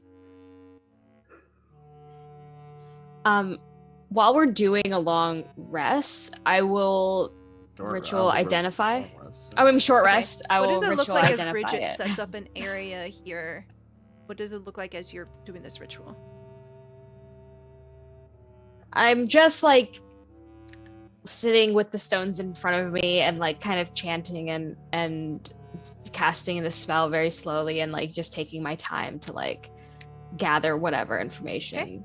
Very I can. good. What does anyone else want to do as Bridget is doing this? Just before we left the were creatures, Hope was gonna go by the couple of were rats and just grab all the weaponry. Okay. And stick it in a bag, and just Could she just says this. I mean, if you want one, you can. I was gonna give it to Toko, see if he could do anything with it. No, that's a good thought. I'll be right back. Can Jot just? I'm just gonna see really quick if I can get eyes on the roll one that me ran a away. perception check. This is going to be a difficult DC. Is there any chance I can yes, angle for survival because absolutely. I'm looking for tracks? Thank you. I'll take That's a any nat help I one. can get. Okay, Ooh, with no, the nat it's one, a nat one. the rain is just pelting down and the mud is just shifting, and especially with the signs of battle that you were in that area, it just completely obscures. Especially because it was right by the creek too. Just completely lose it in the water. Mm-hmm. Yeah. Jot'll just go. But definitely Start in the resting. den Roll some area, hit there dice. are none of those tracks of the were-rat person. Mm-hmm. Oh. Okay. As everybody else is resting, the other thing Hope will do is say, "All right, y'all take it easy. I'm gonna keep an eye out and go to the front of the den to keep eyes on their situation." So, Bridget, as your spell comes to an end here, you can tell that the items themselves are not magical, but they are definitely some sort of key. And though they're not magical, it's probably easy to assume that they go into something magical because they're not a traditional key. Okay.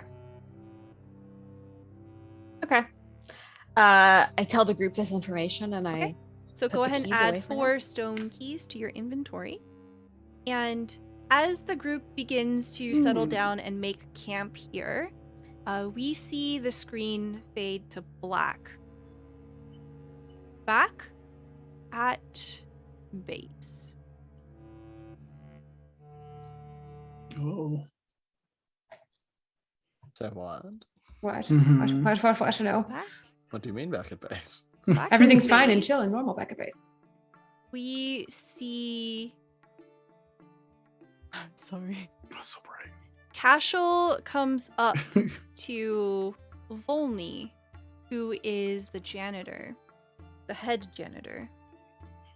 Cashel walks up to this person who is very lanky in frame, has silver skin, pitch black eyes, doesn't even have like the sclera. The whole eye part is black, Sure. and they have Oh. long white hair. Cashel says, "Have you seen Amira? I can't seem to find her." "No, I have not seen them in some time." "Do you think that they might have gone with the others down to the surface?" "No, I spoke to Tristan. It was only the 5 of them." "Well then, she couldn't have gone far." Jot, you have drawn the Donjon card. Someone important to you is taken away, and they become trapped until they're rescued.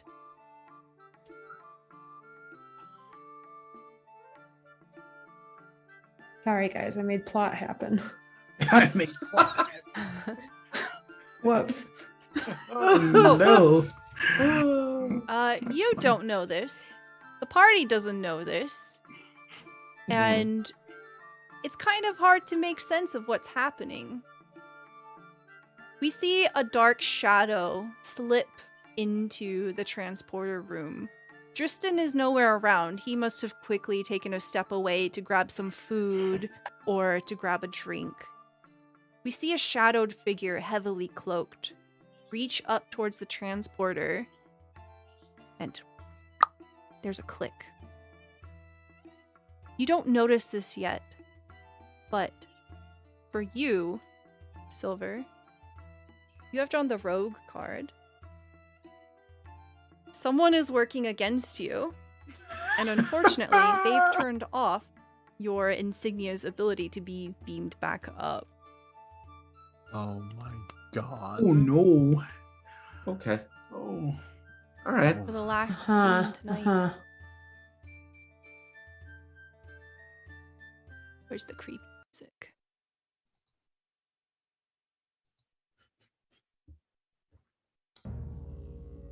Foster, what are you doing to get comfortable here during our little rest?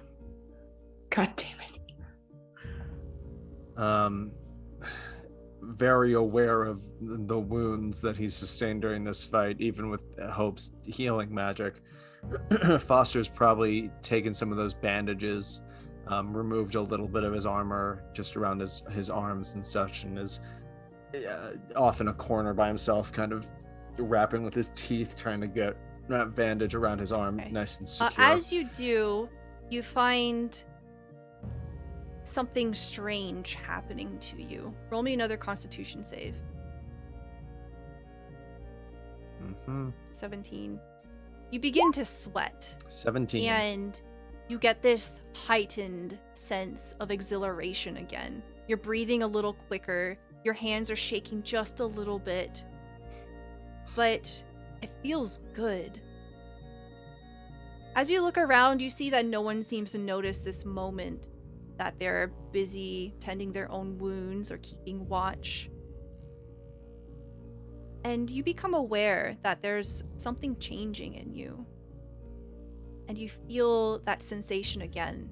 There's something inside that wants out. You have drawn the Flames card. You have drawn the attention of something supernatural. And it is digging deep. It likes what it found. And I don't think it wants to leave. And that is where we're going to end our session for tonight. Oh. No! Wow. Thank you so much, everyone, for being here. I hope that you have enjoyed episode 1 of Rise of the Serpent. It has been wild. Wow, wow. We're gonna go around real quick here, tell you about who we are, where you can find us, and please tell us what your favorite part of today's episode was. And we'll start off with Dirge. 14th, you can find me on Twitch and Twitter by the same tag. I play a lot of games, and I stream D&D when I can. You'll find me on Star Luna's channel every so often. My favorite part, it had to be telling Foster what Amira told us, because Gloomy is a trickster and he likes chaos. So being the cause of chaos pleases him very much. So that was my favorite part. As soon as you started telling Foster, I was like, fuck yeah, I love this drama. Love it. Thank you so much. Yeah. Next, we have Jasmine. Of course. Hi, I'm Jasmine. You can find me on Twitter at L_Jasmine. I tweet there. It's pretty mundane, but and you can also I'm a guest on this season of Hero Club, so check out Hero Club and wherever you find podcasts. And my favorite part of this episode was dealing with Toko, because I'm gonna try to form a relationship there and get some, in case it stuff. matters, all of my NPCs are always super hot and they're always romanceable. Just letting you know. Thank you so much. Yes, of course. Thank you for leaving the door open. Next, we have Silver. Hi, everybody. I am Silver_Bulette here on Twitch as well as YouTube. On YouTube, you can find all of our backlog of Capes and Caverns, a superhero D&D supplemental. It's a lot of fun, and we run most nights right about now. Most Mondays right about now. We're taking this week off, but next week, 8:30 p.m. on Monday Pacific time, we're gonna have our penultimate episode Should be fun. And then I also run All the Web's a Stage, which is a short play podcast. It's 5-minute shows that we write based on sentences we find online, and it's a lot of fun. And by the way, while we are standing here enjoying this short rest, Hope is playing away at her pan flute just a little bit. Even though she is not taking a rest, she is casting Song of Rest for anybody who is doing any healing dice. You can take an extra 1d6. Oh, thank God. And favorite part of this episode, I vaguely knew what Jot was going to be, and yet they are so much more than I could have ever expected, especially just discovering that they just regularly, their mode of transportation is on the ceiling. It's so good. I love it. Thank you. Next we have Gabe Greenspan. Hello, I am Gabe Greenspan, aka Gabespan on Instagram and TikTok. Why you say it like that? Ish. The trepidation with which you said TikTok. It's so, I'm mostly there to observe dogs. Anyways, why does anyone do anything? To look at more dogs. I'm also on youtube.com at youtube.com/The Idiot Chimney, where I do funny things. I stream Tuesdays with Hero Club, and there's a new episode of Hero Club's podcast coming out tomorrow. Check it out wherever you find podcasts. And my favorite part of tonight's episode, there were many. I love being a piece of order in a swarm of chaos that is this party. Very excited to see everyone's new characters. And particularly, I'm excited about the sibling dynamic that is Foster and Jot. That is very fun. Thank you. It has been a pleasure watching the small little side conversations between them. Oh my god. I hope you know. Hope you know that More I'm to plotting continue. daggers, many knives. Oh yeah. Love. Of course. It's a strong relationship. Anyway, last but certainly not least, the very extremely talented Trixie Wizard. Hi, I'm Aaron. I'm one half of the team that makes Trixie Wizard comics. The other person is Adam, who is genius and my partner and has been watching the show the whole time. You can find us at Trixie Wizard on Twitter and Instagram, Tumblr if you're still there, Facebook. You can also find us at our website, trixiewizard.com. You'll be able to see us very soon, probably early summer. Don't yell at me, Mei-chan, for our Kickstarter for Witchy Cakes, which is our card game about building the tallest cake you can and ruining everybody else's cakes in the process. And it's witch themed, and I love it. I forgot to mention this also at the top of the show, but you can see me every other Sunday on Emma Panada's channel for our Ravenloft game, where I play someone literally from Sesame Street, but they can do divine smites, and it's really, really fun. Favorite, God, this is impossible. I mean, you kind of already took mine, Gabe, but getting to actually play out the sibling relationship that we've been like waiting to do for so long and not really knowing how it was going to be, and then having it be this was definitely my favorite part of this one. Very excited to see how Stella hurts our feelings. Excellent. Yeah. My favorite part no. was, there were so many, but the one that kind of sticks out is Bridget is fucking hilarious.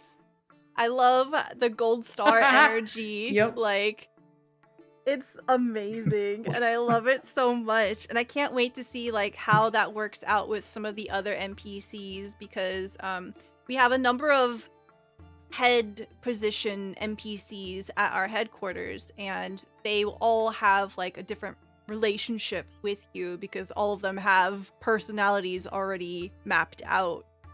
And, you know, it's kind of fun when NPCs are a little antagonistic and they don't just give all the heroes everything that they want. You know, Toko, for example. You know, it's a bit of drama. It's a little bit of fun. You know, everyone likes a little slow burn.